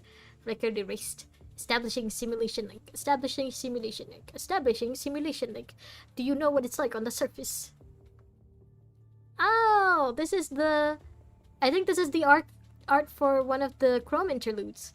Chrome's field of vision gradually returns amid the frenzy of alarms. He suddenly finds himself before a red warning screen. It's not so much fear as it is disgust engraved in his memories. Smith had long been perfected. I brought you back as my son to make you a smith and become the perfect me. No, it's not like that. Langston, as my son, you know what to do, don't you? I've already broken free from my shackles. You are a failure. Nothing you've ever done has surmounted to anything. It's always been like that. No, don't say that to him. Don't listen to them. The only people you should listen to are your crew. The only ones who like you or who care about you are Strikehawk. They're the ones who really love you. No, I've already gotten what matters most. Yeah, don't listen to him. Chrome, now that we are alone, I want to show you my collection of identical masks and perfect spirits. It's beautiful. And they all weigh exactly the same. Not a gram, not a milligram, not a milligram of difference. Oh, wait, I missed that. The agent will crush your teammates one by one. Those you respect will be framed and put to death, and you are powerless. Oh, this is about the Grey Raven Commandant. Ignoring the ear-piercing noise, Chrome quietly grabs his weapon. Jarvis, what the fuck is this? You want to protect them? You want to protect those who are doomed to abandon you? Constructs are only seen as a convenient tool. You saw for yourself. The moment you became a construct, you became a loser. No, don't say that. Don't think that. You're not a loser just because you're not as good as the Grey Raven Commandant. You'll never be the chief. You'll never be a true Commandant. Now, you are only a tool. And what's wrong with being a tool? Doubt, undeniable doubt. This doubt has persisted in his heart over countless missions and battles, like a cobweb forming in the corner of a wall. Cobweb in the corner of a wall? Oh, I like the imagery. Now this doubt has become amplified and restless by some unknown power. A bolt of lightning carrying Chrome's conviction shatters the darkness before him. I am the dark, silencing the cacophony. Slowly his mind begins to stabilize, only for warning alerts to immediately start buzzing again. Chrome's field of vision fills with contorted streaks of vibrant red. Oh, he's being flooded by the punishing virus. Oh my god! Nugget is penetrating him with the punishing virus! A familiar pain bites at his nerves, rippling through his entire body. Warning, memory overload. Warning, memory overload. Warning, memory overload. Yada yada yada. Do you know what it's like on the surface? You are worthless. You failed to live up to your father's expectations. How dare you even call him dad? Yeah, you really shouldn't be calling that guy dad. He is basically an asshole. Chrome waves his scythe at the shapeless onslaught of noise once more. Firm denial, unbearable pain, everything seems to be ridiculing his choices again and again. The detestable but all too familiar memories stab at his fingertips. All of the nerve endings in his entire body begin to fire in rhythm. Each breath feels as if knives are carving out his bones. What is with this imagery? Is this what it really feels like for them to become ascendants? Just getting their bones carved by knives? Jarvis disabled Nuggets before the last jacket button. There's nothing at the end of the road you have chosen. With agonizing breath, another bolt of lightning shatters the darkness and steals his conviction. Oh, the TV disconnected! Someone turned off the Wi-Fi! The ground begins to rumble slightly, as if someone is laughing nearby. As long as I disable my visual and audio modules, there's no way for you to hack me. Even though intuition is guiding his judgment, Chrome is resolute in his decision. The ground begins to rumble again, as if the person laughing had taken a few steps closer. An invisible, coercive force quickly approaches from the left. As for what the force is, it is the gust of wind from a blade. Clang! Chrome's scythe collides with metal. Oh, he's doing this while he's blind and deaf. The violent impact sends vibrations through his palms, numbing his knuckles. Yada yada yada. With his usual resilience, Chrome would typically be unfazed by the pain from such intense vibrations. However, with his visual and audio modules disabled, there was only one method to maintain his agility in combat. He's Mary Curieing it. Mary Curie, right? That's the name of the famous person who went blind and deaf. If the game didn't make it obvious, the Ascendant becoming process is horrible. Yeah, I mean, I guess I should have figured that from Luna's interlude, huh? Improve the sensitivity of all modules in his perception cluster, even if it will cause severe pain. No, pain is necessary to maintain mind stability with his visual and audio modules disabled. Gusts of frigid wind attack from the left and right. Chrome turns to dodge the attack from the left while using his scythe to block the blade approaching from the right. Got you! Right as Chrome finds an opening, he charges his scythe with lightning and strikes in the direction of the wind. Bullseye! Even though he's clearly landed a blow, there's no sense of struggle or pain typical of being stabbed. Instead, the enemy remains motionless like a stalwart wall. What's Kamui and Wanchi doing while all of this is happening? What's Kamu doing, actually? Where is Kamu? Is he still lost? A wall. Is this a defense barrier? Alpha, Roland, Fish. Do I need to say more? Did it hurt for Gabriel, though? Or did he enjoy the pain? Nuggets, you cannot make me answer what it's like on the surface. I refuse to answer twice. I'm not a parent. Someone answers from the point of impact. Despite being unable to hear what is said, he can sense the subtle vibration from the sound. He wants to retreat, but his weapon is held in place by a mysterious force. Suddenly, Chrome feels the crushing sensation of being choked. Oh no, Nuggets is into choking! He feels as if his body is being corrupted by the punishing virus. Chrome! Chrome, remember your safe word! Which intensifies the magnitude of pain as if he's being skinned alive. Gabriel's a woman, by the way? Oh, well, in that case, did she enjoy the pain of becoming an Ascendant? Still, Chrome continues to struggle alone in the darkness. I guess I shouldn't be surprised, huh? I mean, everyone's basically a cute anime girl at the end of the day. I can't. He grips his weapon tightly. Even though he feels the searing pain of his broken knuckles, he has lost all perception of his hands. Regaining control of his weapon, Chrome unleashes an all-out attack at the enemy, choking him. Oh, Chrome is choking back. Nuggets, you better remember your safe word. Right as the blade connects with the enemy, the figure releases Chrome and takes several steps back. Oh my god, I can't read anymore. Not your Alpha. She's Although he escapes the enemy's vice grip, Chrome is temporarily stun-locked due to the agonizing pain and corruption. Just before he senses the subtle vibration of the opponent's footsteps approaching again, someone with high punishing corruption quickly ambushes the enemy from behind. Is it Kamo? Is it a fake out and it's actually Kamo? Because he's got, high punishing virus concentration. Whoops. Giving himself no time to catch his breath, Chrome uses this opportunity to turn and search for his teammates. Kamui, Wanchi. He still remembers their general position before blacking out.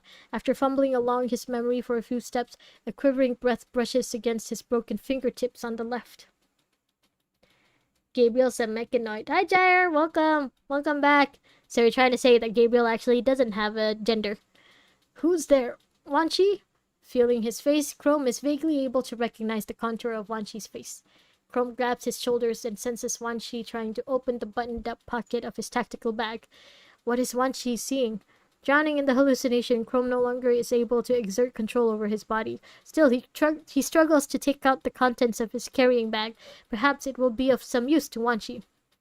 I know that they're keeping it all black and not playing any music or sound effects because they're basically trying to show what Chrome is experiencing right now. But I gotta be honest, it's kind of awkward just reading in silence. Chrome fumbles to help him open the intricate series of buttons on his carrying bag. Chrome, make sure that it's just the back buttons that you take off. You don't want to give Nuggets a free show. If they get out of here alive, Chrome is going to request an easier bag to open for Wanchi first thing. Wanchi just needs Velcro. Just as this trivial thought comes to mind, the vibrations from the two people fighting gradually disappear. Instead, they are replaced by an earthquake-like rumble from underneath the lift. The individual who had ambushed the enemy from behind approaches him, then stops nearby. Is it Kamu? Pretty sure it's Kamu. Kamu? Yeah, it's Kamu! I was right. The rumbling from the... well, it's not confirmed, because Chrome can't exactly see him. The rumbling from below grows in intensity, even if there's still risk of being hacked. I know it's emergent. I don't like it. Chrome does not hesitate to activate the previously disabled modules. Alright, we're back online. I hear music again! With vision and hearing gradually restored, Chrome looks around to see Kamui, who normally has a sunny disposition, wearing a look of agonizing pain. Koya! Oh, it's the guy from Kamui's interlude. Kamui, you damn troglodyte, wake the fuck up! Seeing that Kamui is still unconscious, Kamu slams his fists on his chest. Still not fully awake, Kamu gives him a swift kick to the pants. Kamu, you hold on, that's not how you do the Heimlich! Just now waking up, Wanshi sits up feebly and looks at Kamui anxiously. He is still grasping an empty syringe with trembling hands, which he'd just taken out of the open carrying bag. Does he have any painful memories? Wake up, damn it! Let's hope it's just his memories, and not Kamu's memories too. Kamui is shaken awake by Kamu. He rubs his dizzy eyes, leaving traces of pain on his face. Koya. Seeing the dark waterway in front of him, Kamui realizes that he was hallucinating just now. He stands up and gives a cheery, untimely smile to Kamu, who returns the look with a grimace. I guess makes sense that Nuggets would try to change Kamu too. Would try to give him the punishing virus and get him through filtering, because obviously Kamu became a transcendent, so theoretically that means Kamui also has the potential to become like that, maybe. Nugget make the screen dark and Kamu made it personal. I am the dark. What would be your favorite pastime if you guys lost access to the internet? Sleeping. I just sleep. Darkness. No, I am the dark. I would just sleep the whole entire time. When did you get here? Just now. You and Wanshi were lying on the ground. Oh, I don't know why, but I found myself trapped playing a level I was stuck on for a month. Is that what happened to you guys too? The agent hacked our audio and visual modules. Whew, at least that wasn't real. Okay. But after reflecting on his hallucination, his smile quickly fades. Touch grass. You would think, right? I mean, you would assume the best, that if you don't have the internet, that you touch grass, you'd exercise more. Maybe you'd start eating healthy. But nah, knowing me, I know myself too well. I know I just sleep. It's because of the internet that I don't sleep as much as I really need to. I just spend a lot of time scrolling through my phone when I should be sleeping. So I think without the internet, I'd sleep more. Maybe. Playing older games. That would be nice too. And playing volleyball. Oh, you play volleyball? Which position? To be fair, I only know... Anything I know about volleyball, I only know because I watched Haikyuu. But which position? Do you have fun? Do you like it? My pen fell. No, it was... Seeing Kamui wake up, Chrome breathes a heavy sigh of relief, then adjusts the sensitivity of his perception module back to normal. Even still, the trauma and pain he experienced in the dark had far exceeded the limit of what most people could endure. I am the dark. My pen. Okay. Wait, where is that guy? They look around to see no sign of Nugget. Beneath the floor, the sound of rumbling is like a countdown to impending death. Not the rumbling! If there's no internet, your friends would come to play and you can play volleyball. Oh, you're a libero or wing spiker. Okay. Ah, that's like basically two separate things, right? I mean, yeah, I think without the internet, people would definitely get out of the house more and travel more, hopefully. You can also kind of set. Oh, that's good. You would never discover garlic bread without the internet. So it was saved. But it misfires. I mean, yeah, I think from what Haikyuu has shown me, setting is like the hardest part, right? Oh, Aang's awake. Aang is awake and is now licking his butt. You know what? I'm actually very proud of my newborn son. He very recently, like, has been consistently using the litter box properly. Like, before this, like, he needed my help to, like, wipe his butt a bit before he can release the juices. And, like, before this, sometimes he'd also miss, like, he couldn't aim. But now he aims well, and, like, he's actually using the litter box, like, pretty damn consistently. And I actually feel like he needs a bigger litter box now.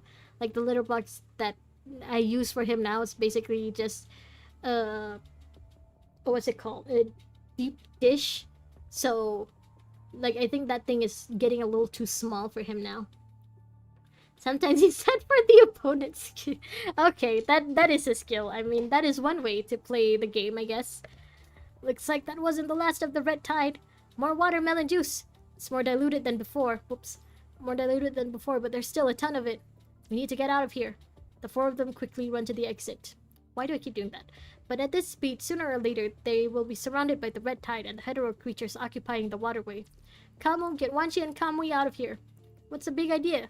I'll try and hold off the red tide to buy you all some time. Let me help you, not like the red tide will do anything to me. Yeah, why shouldn't Kamu be the one holding it off?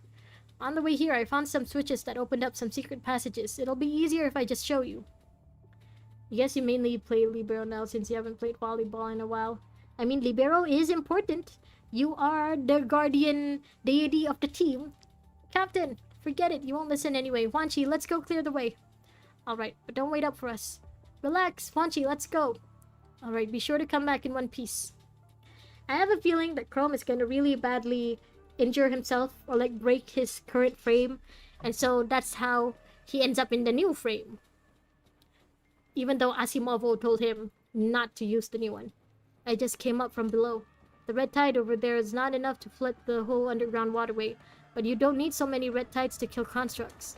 Get out of here. Even if it isn't flooded, the concentration of punishing here is high enough to make us corrupted. To be honest, you miss your friends. I mean, yeah, that's gotta be something fun that you get to do with your friends, you know, just playing a team sport like that. Of course you'd miss it. Used to be a great defense wall. Does that mean you... Now he's away. So you guys don't really get to hang out much anymore, right? I'm sure you get to see each other again soon and play volleyball again soon. The time will come. If you want it to happen, then it will happen. There are intercepted hetero creatures everywhere. Fall back while fighting. Alright, look for the passage to the upper floor.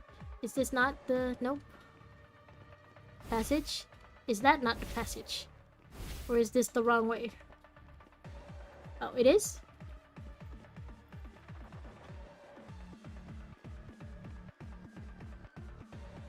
You're not only injured, but also corrupted.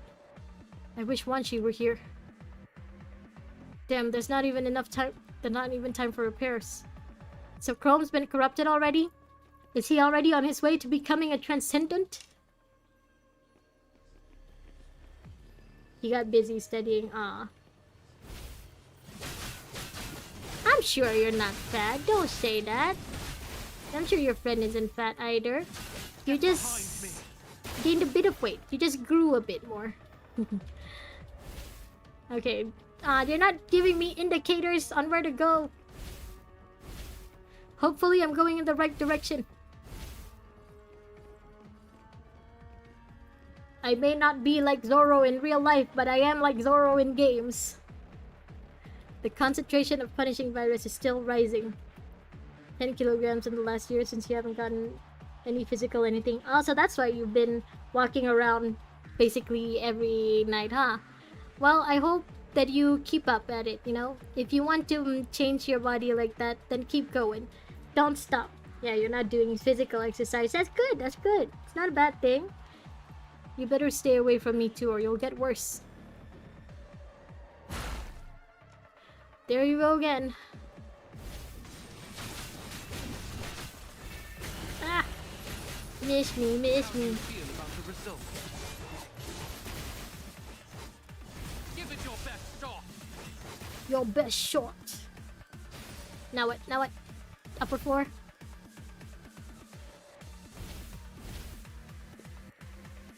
Where next? Oh. White people must attack.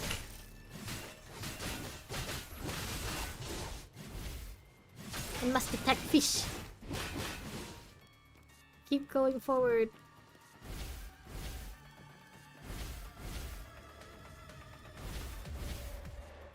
More hetero creatures.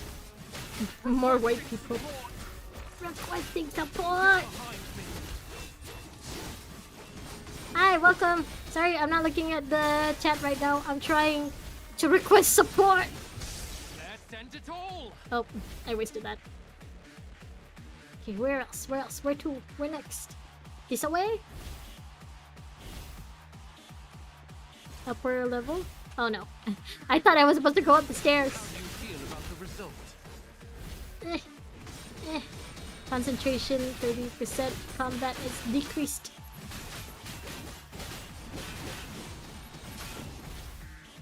Okay, keep going.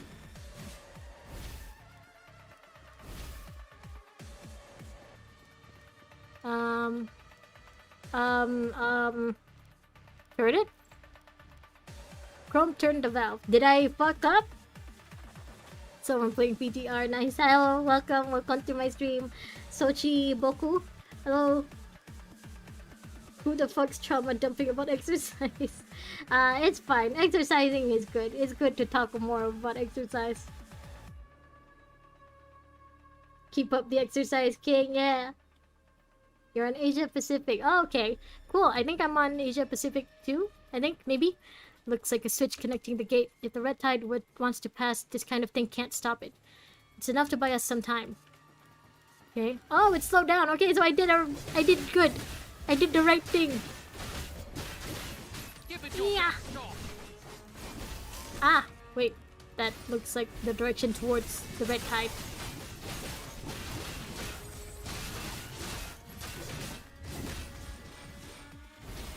Fish! Oh no. Okay, so the red stuff was just the game telling me not to go there. Turn it. Looks like a switch connecting the gate. If the red tide wants to pass... Okay, oh, okay, so... Yeah. So turning it will always be a good thing then. Wait, where am I supposed to... Down there. Now what? Where did they come from? They just fell! They just fell from the ceiling! Requesting support. Requesting support! Get behind me. Okay, now what? Now where? Am I supposed to go? Oh, there.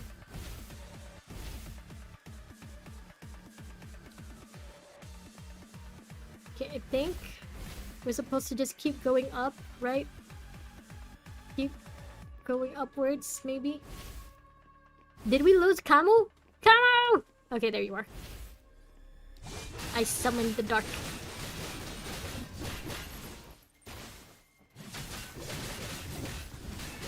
Requesting support. Support! Okay, keep going! How much farther? 60% already, damn. Check your server in the lock screen. You're on North America, probably? Another part of the PTR stream watching all have some garlic bread. I went an account tour. There's really not much to tour. I'm not really the kind of person who tries to build characters or anything. I'm mostly doing it for the story. Hurry up, go up the ladder to the upper floor. No, you go first. But if you want, I guess I could show it to you afterwards. Just remind me at the end of the stream. Or else I might just end up, ending the stream immediately. The whole building is shaking. Some corrupted just fell on you, that's all. Don't you hear that? A mess of hetero creatures are coming our way. One of us should be left behind to take care of it. If these get through, none of us will be able to get out. Hamu, take care. Meet us soon. Bye! Can you climb, though? There's no climbing mechanics in the game. Okay, never mind. Alright, let me hydrate. Let me drink some water.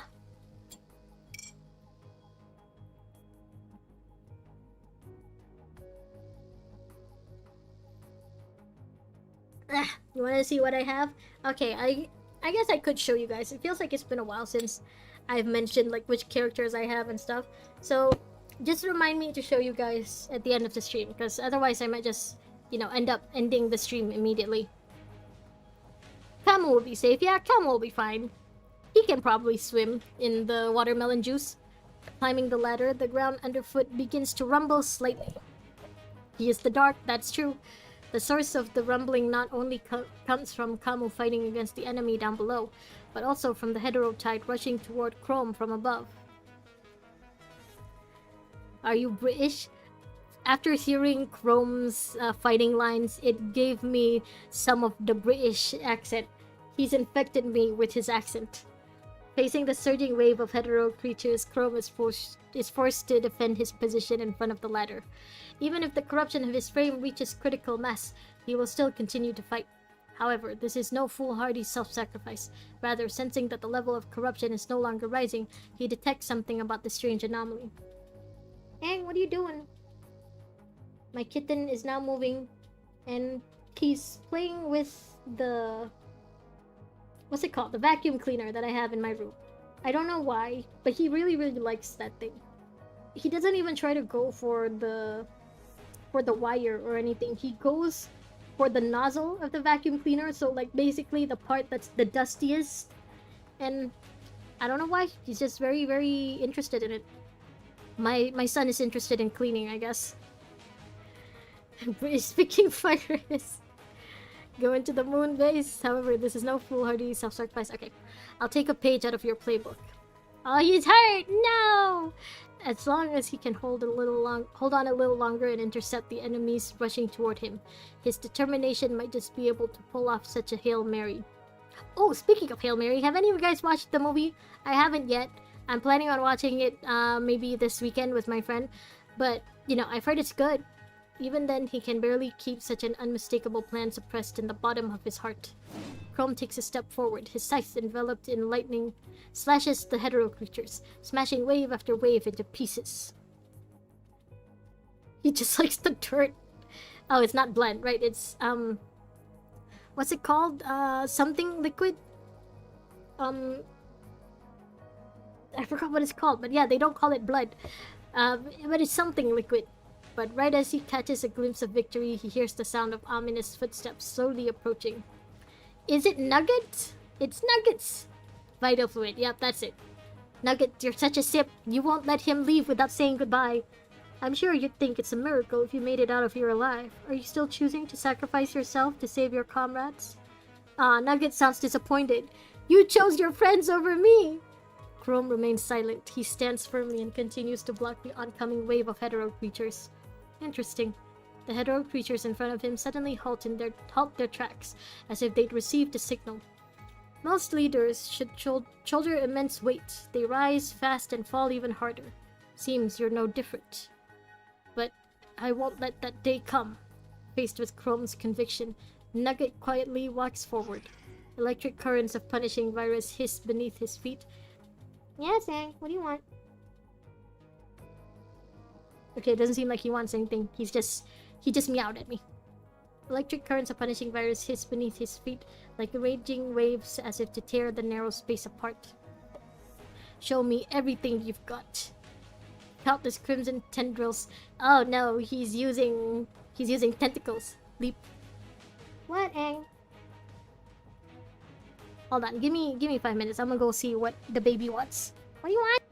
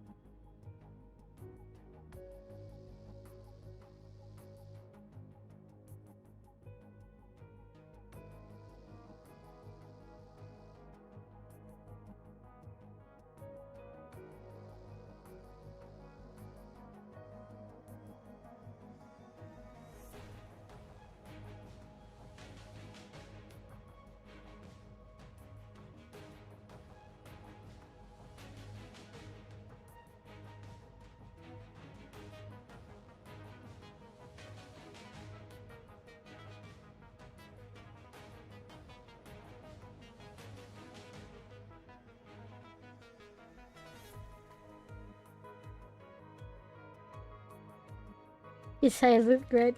Chromes, you hate this guy. You hate Chrome or you hate Nugget?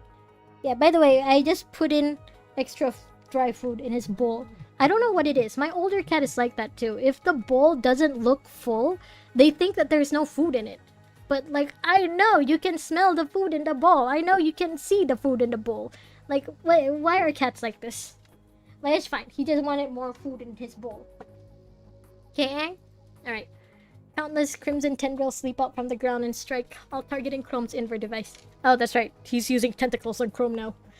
Chrome remains undaunted. He dodges the attack and rushes towards Nugget. Just as he's about to reach his opponent, he picks up the motionless remains of a nearby hetero creature with his scythe as a shield, blocking the attack. The golden lightning from his scythe unleashes a thunderclap. Clang! Chrome strikes Nugget's defense barrier with all of his might.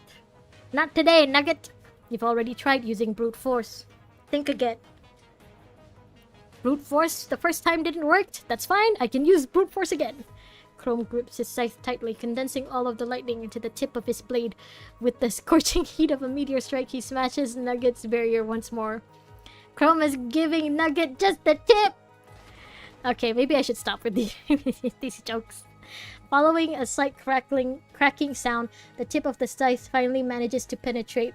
He's penetrating the seemingly indestructible defense barrier. I don't know what it is, but they're giving me such low-hanging fruit. They're making it too easy for me to make these jokes. Gotta watch game theory. Okay, have fun, Spirit. Thank you for joining me tonight. You can still maintain consciousness at this level of corruption. You're indeed a splendid seed. Not seed. He looks at the weapon puncturing his defense barrier and nods in faint appreciation. What you lack is not courage, ingenuity, or skill, but pure and raw power. As I've said before, the speed of humanity's technological progress can't ensure victory, but the potential and progress you have shown me, I'll give you some more time to blossom. Actually, I think I'm gonna stop the stream at this node. Maybe. He places his hands behind his back and deactivates the punctured defense barrier. He takes a step back, noticing Chrome at his limit. As a sign of respect for your bravery, I'll call them off your comrades. Right as Nugget finishes speaking, the hetero creatures within the waterway quickly recede like the tide. One more thing. The transport craft you flew in on has been constantly sending eyes in search of you. They're no match for corruption, but that doesn't mean they will stop recording. If the investigators recover them, that could spell trouble in the future. So I've had Cinderelic take care of the transport craft for you. Cinderelic, no! Why did you have to do that? She said that there were some other issues, but that doesn't concern us, so Cinderelic didn't get involved. Is your loyalty really worth it? Light and darkness coexist. Don't you share a similar view? Oh, I think... Okay, I thought the eyes he meant was just... You know, someone from Babylonia trying to keep track of them, you know, trying to see what's taking them so long. Because I do remember that Chrome set up a time limit for calling backup. But, okay, I think what Nugget meant is that Kurono had other listening and recording devices on their ship. And he had Cinderelic take them out. So, never mind, Cinderelic, you did good.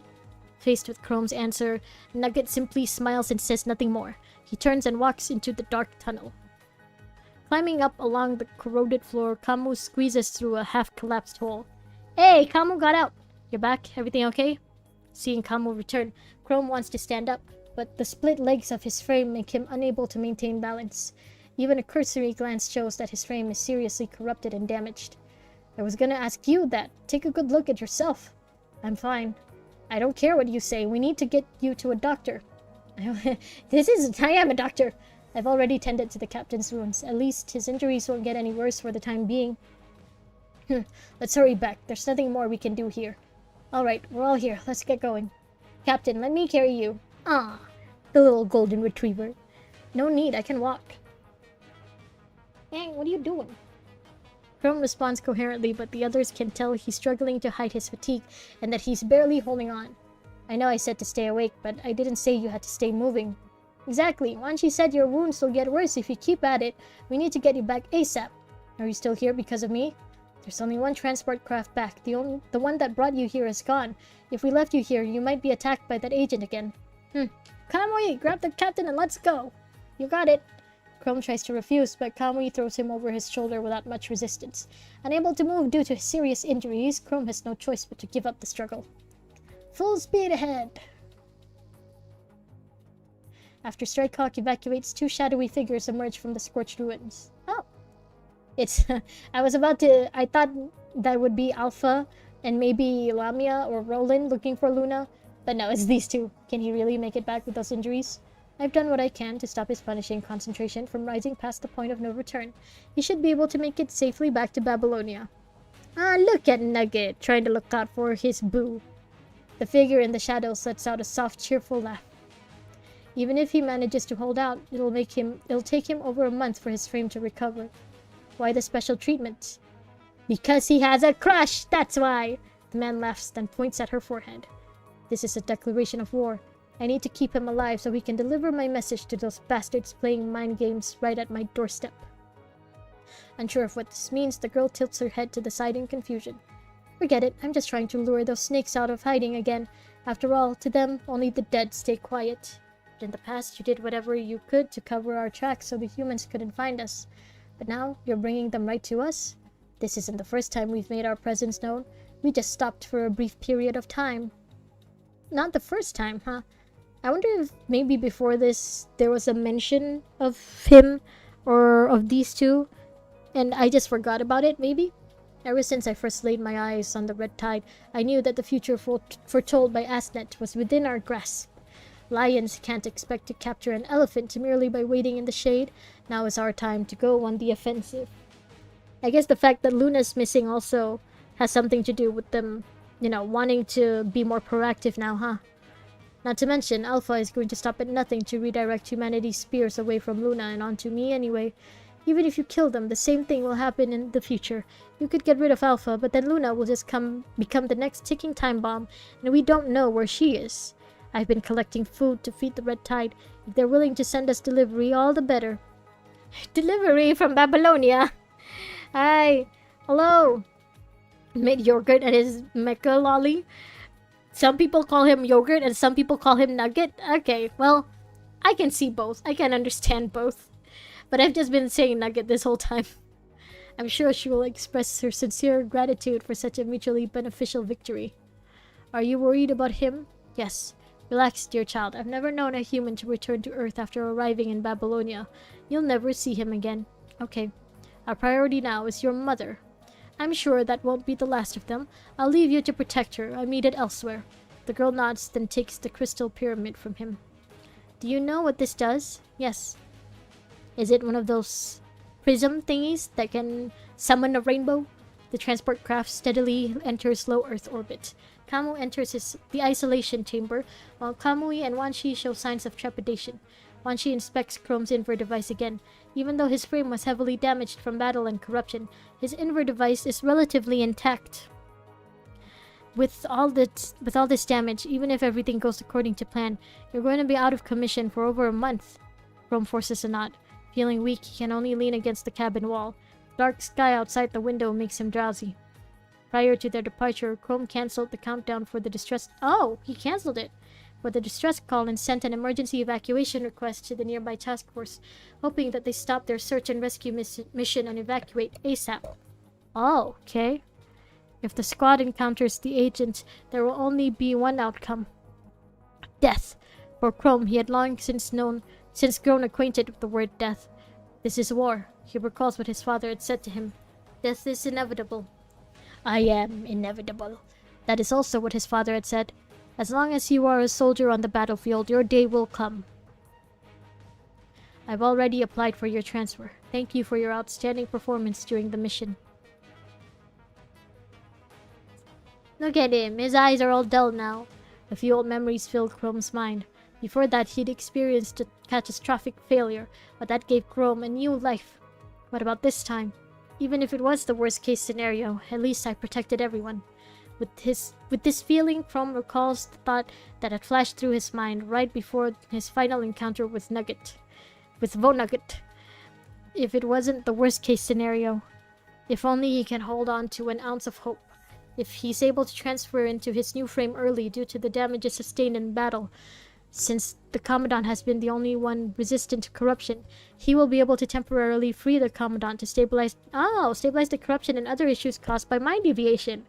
Okay, that means we're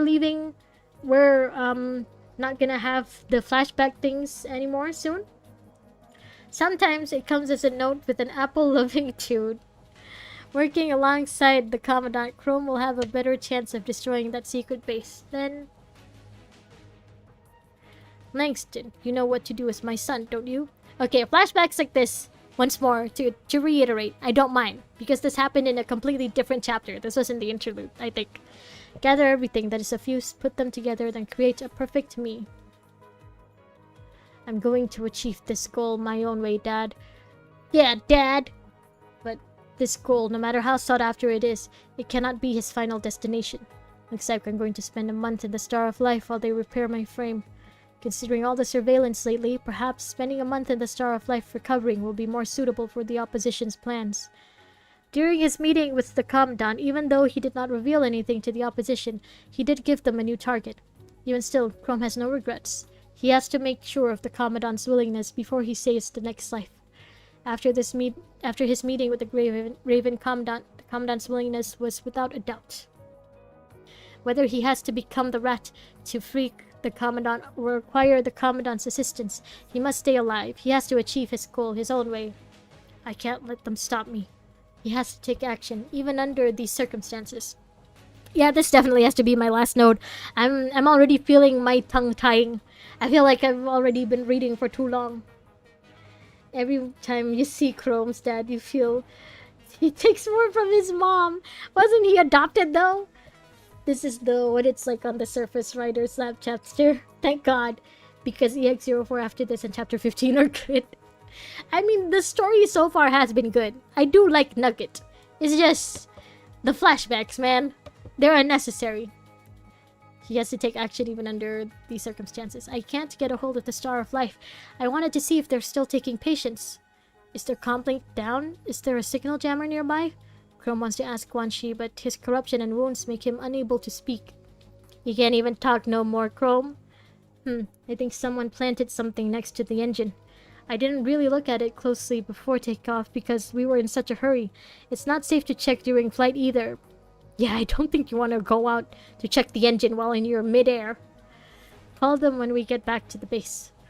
They all nod. Silence falls over them among the rumbling of the transport craft. Chrome wants to share his suspicions with everyone, but even his vision begins to fade.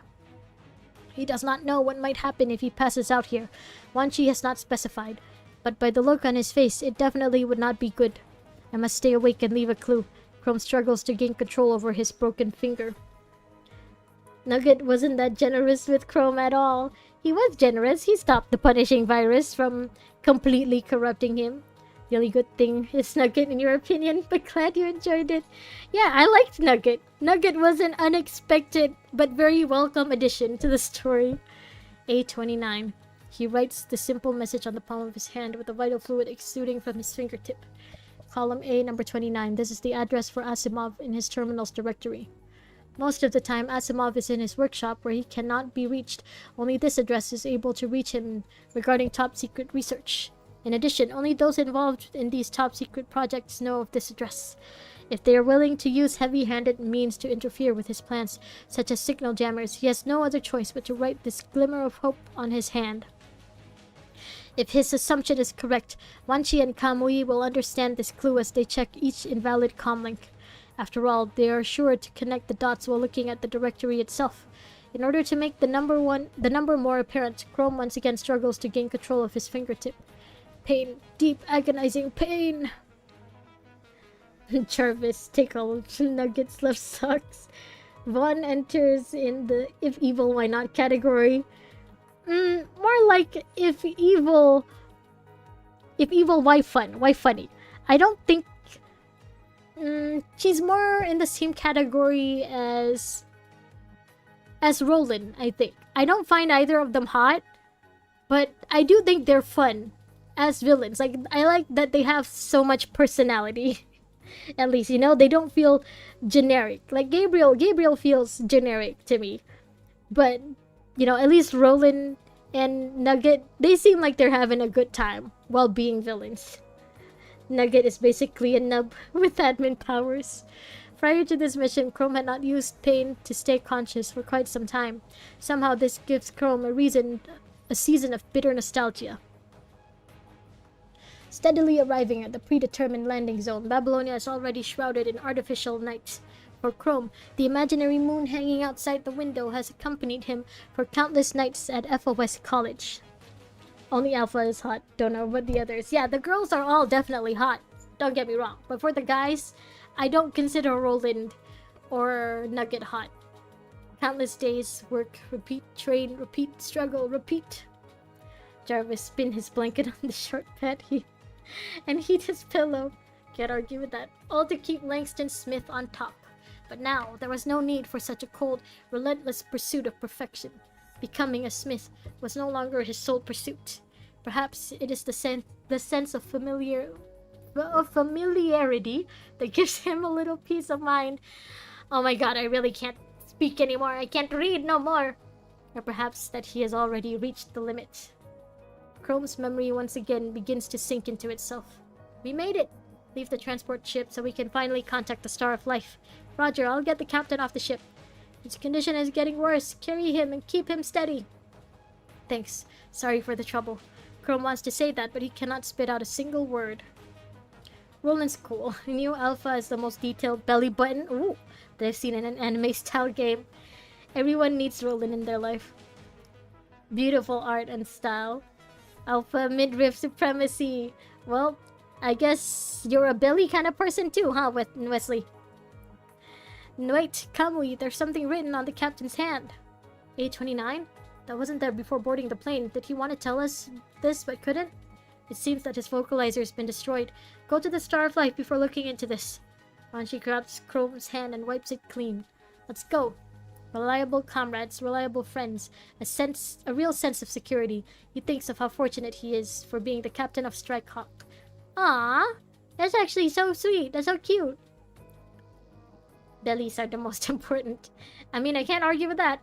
Hey, before Chrome falls into a coma, Kamui sees a smile on the corner of his mouth.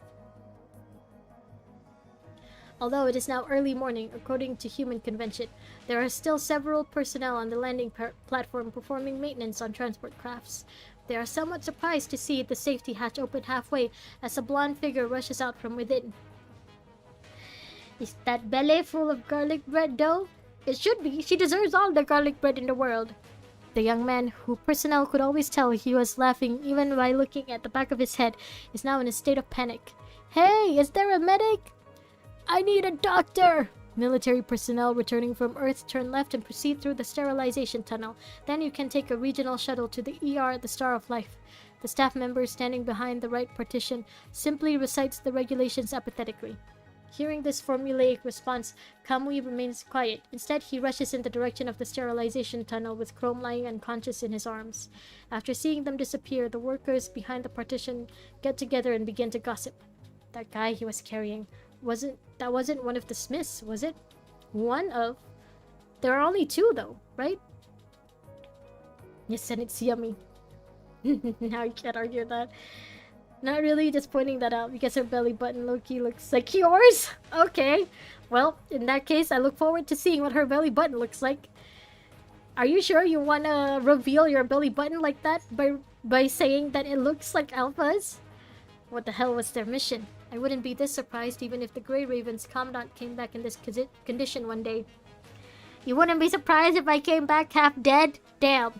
And their commandant is a human, but him... I want to see the look on Smith's face. Passing the evacuation corridor, Kamui runs into the sterilization tunnel with Chrome in his arms. Kamu and Wanshi follow in close pursuit. Let's go our separate ways here. I won't be of any use to him. Hearing this, Wanshi wants to say something to Kamu, but he keeps quiet. I'll let you know when everything's under control. Don't worry.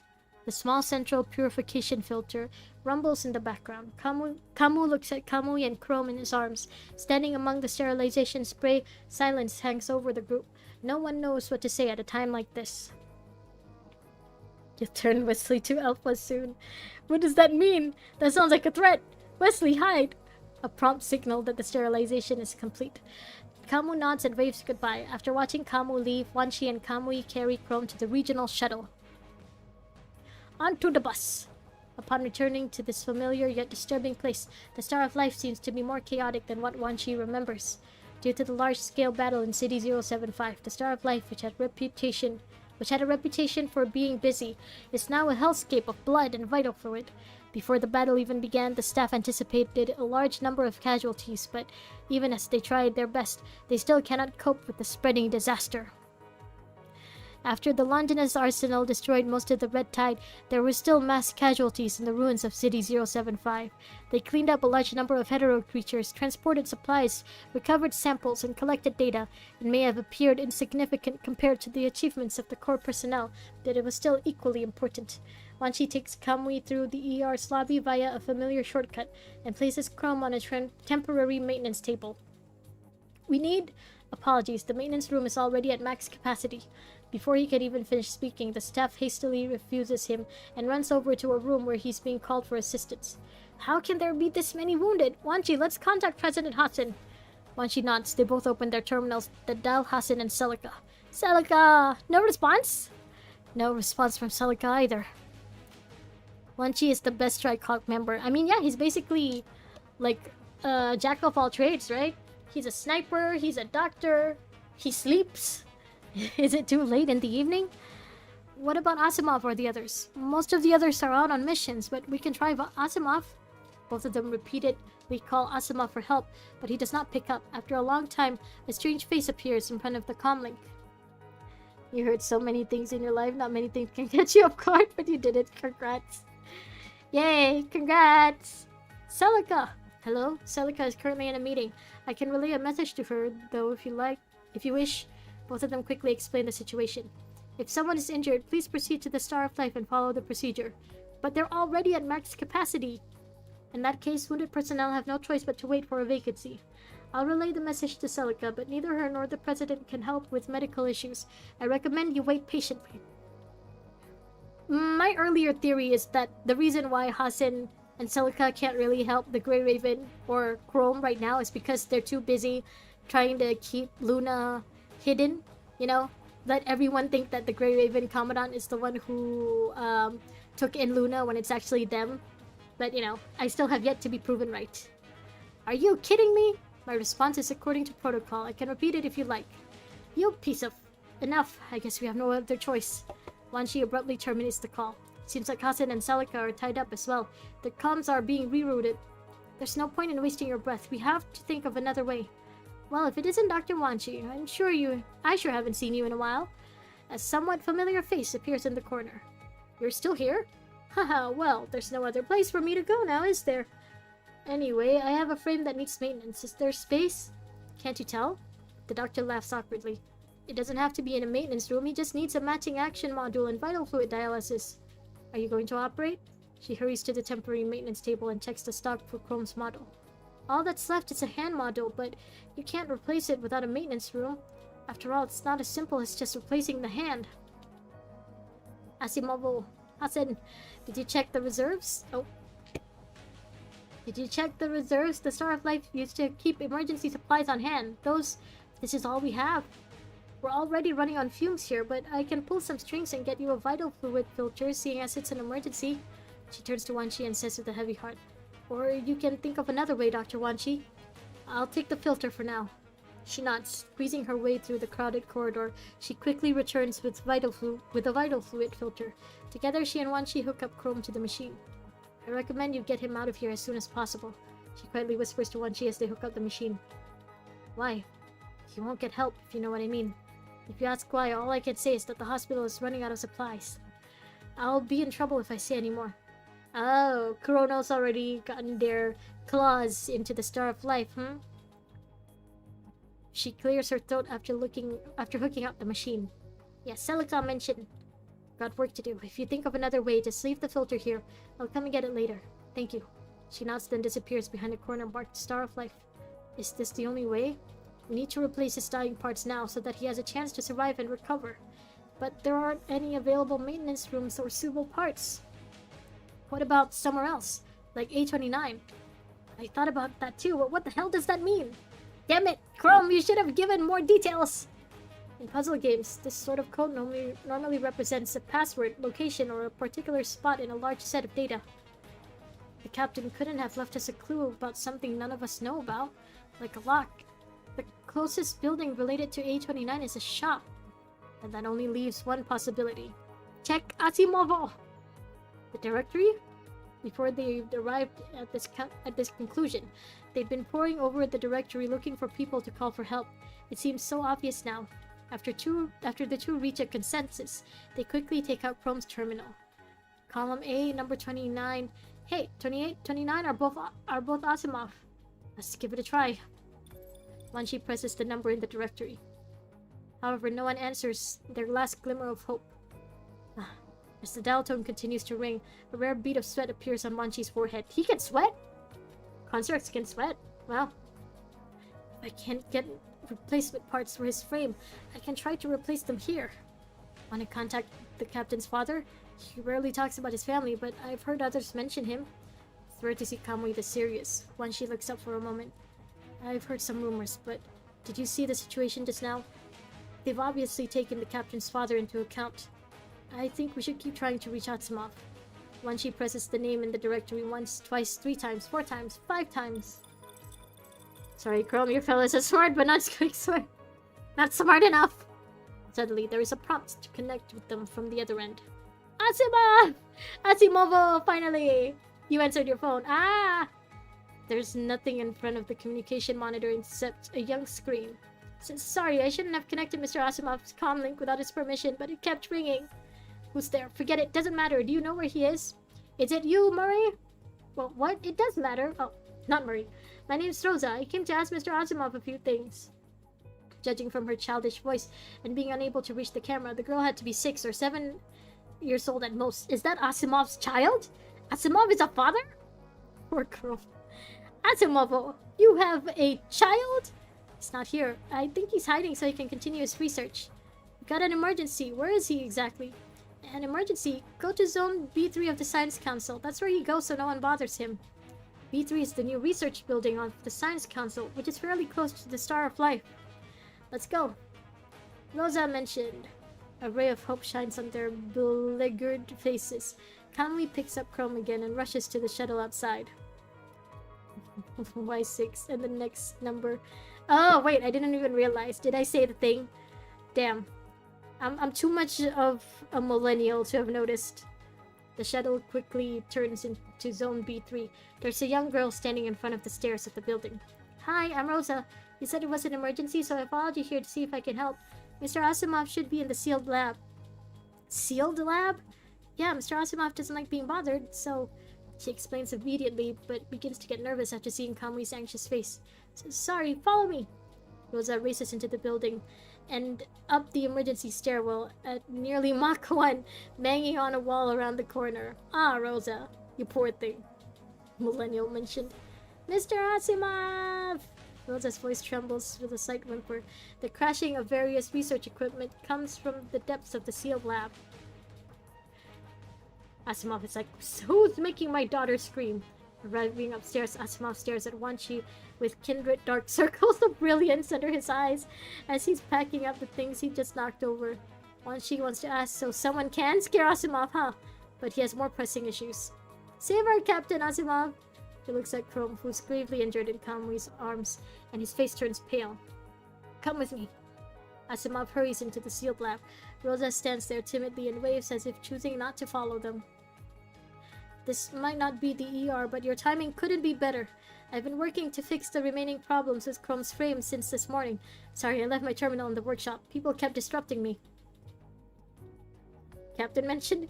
It just happened to fix the issue that's been giving me trouble all this time. Asimov punches the door and takes Chrome from Kamui and places him on the maintenance table. Oh my god, I really can't speak anymore. Wanshi, give me a hand. Wanshi nods, then immediately begins attaching various instruments near the table. Chrome. What about me? I still need to confirm some things. Grab my terminal. Rosa may have taken it with her. Terminal? Go. Roger. Rosa, give Daddy back his phone. Alright, that should be enough for now. I feel like my tongue can no longer keep up with the reading. So I'm gonna leave this here for now. Looks like I'm 67% through. So that's already more than halfway through. So hopefully I can finish it tomorrow. That's right, children. Tomorrow I'm gonna continue with PGR since I feel like I've skipped PGR days a lot already. So I'm gonna leave a new game for next. Ooh. Okay. Diary. Blank journal. On a special day. Nest. For Wanchi. Okay. Yeah, so I'm gonna be leaving the new game, the new gacha game, whatever it is I'm gonna play for next Friday. Please don't stop at this percentage. Oh, yeah, it didn't occur to me. Well, was it 69? Oh, 52? Oh, it's that percentage. I mean, claim the mails. I did claim. Send the diary to someone you like. Yeah, it's 6-7. I don't know who I like though. I think I'm gonna just accumulate a bunch of the presents and then I'll just, I don't know, I guess I'll just use all of them at once. Someday, maybe. I don't know yet. But yeah, we'll just leave that for now. I'm gonna go and give my tongue a rest. I actually haven't had dinner yet, so I'm gonna go and get dinner, I guess. Special gifts to give special short sweet talk? Oh, they'll expire. Oh. I'll figure it out later. I'm too tired to think of which character I want to give it to. But yeah, I'll just leave it here for now, guys. You gave them to Alpha, of course, naturally.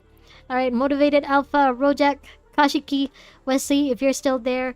Spirit, if you're still there, thank you so much for joining me tonight as usual, everyone. Let's see, Sochi, Boko, Jair, if you're still there. Styx, and Virgil. Let's see, who else? I think we had some new people too joining us tonight. Well, whatever. I will see you guys again tomorrow with more PGR. Hopefully I can finish chapter 14 by tomorrow then. Don't forget to stay hydrated. Oh yeah, I gotta hydrate. Whew. I feel like I really yapped a lot tonight. Even though most of it was just reading.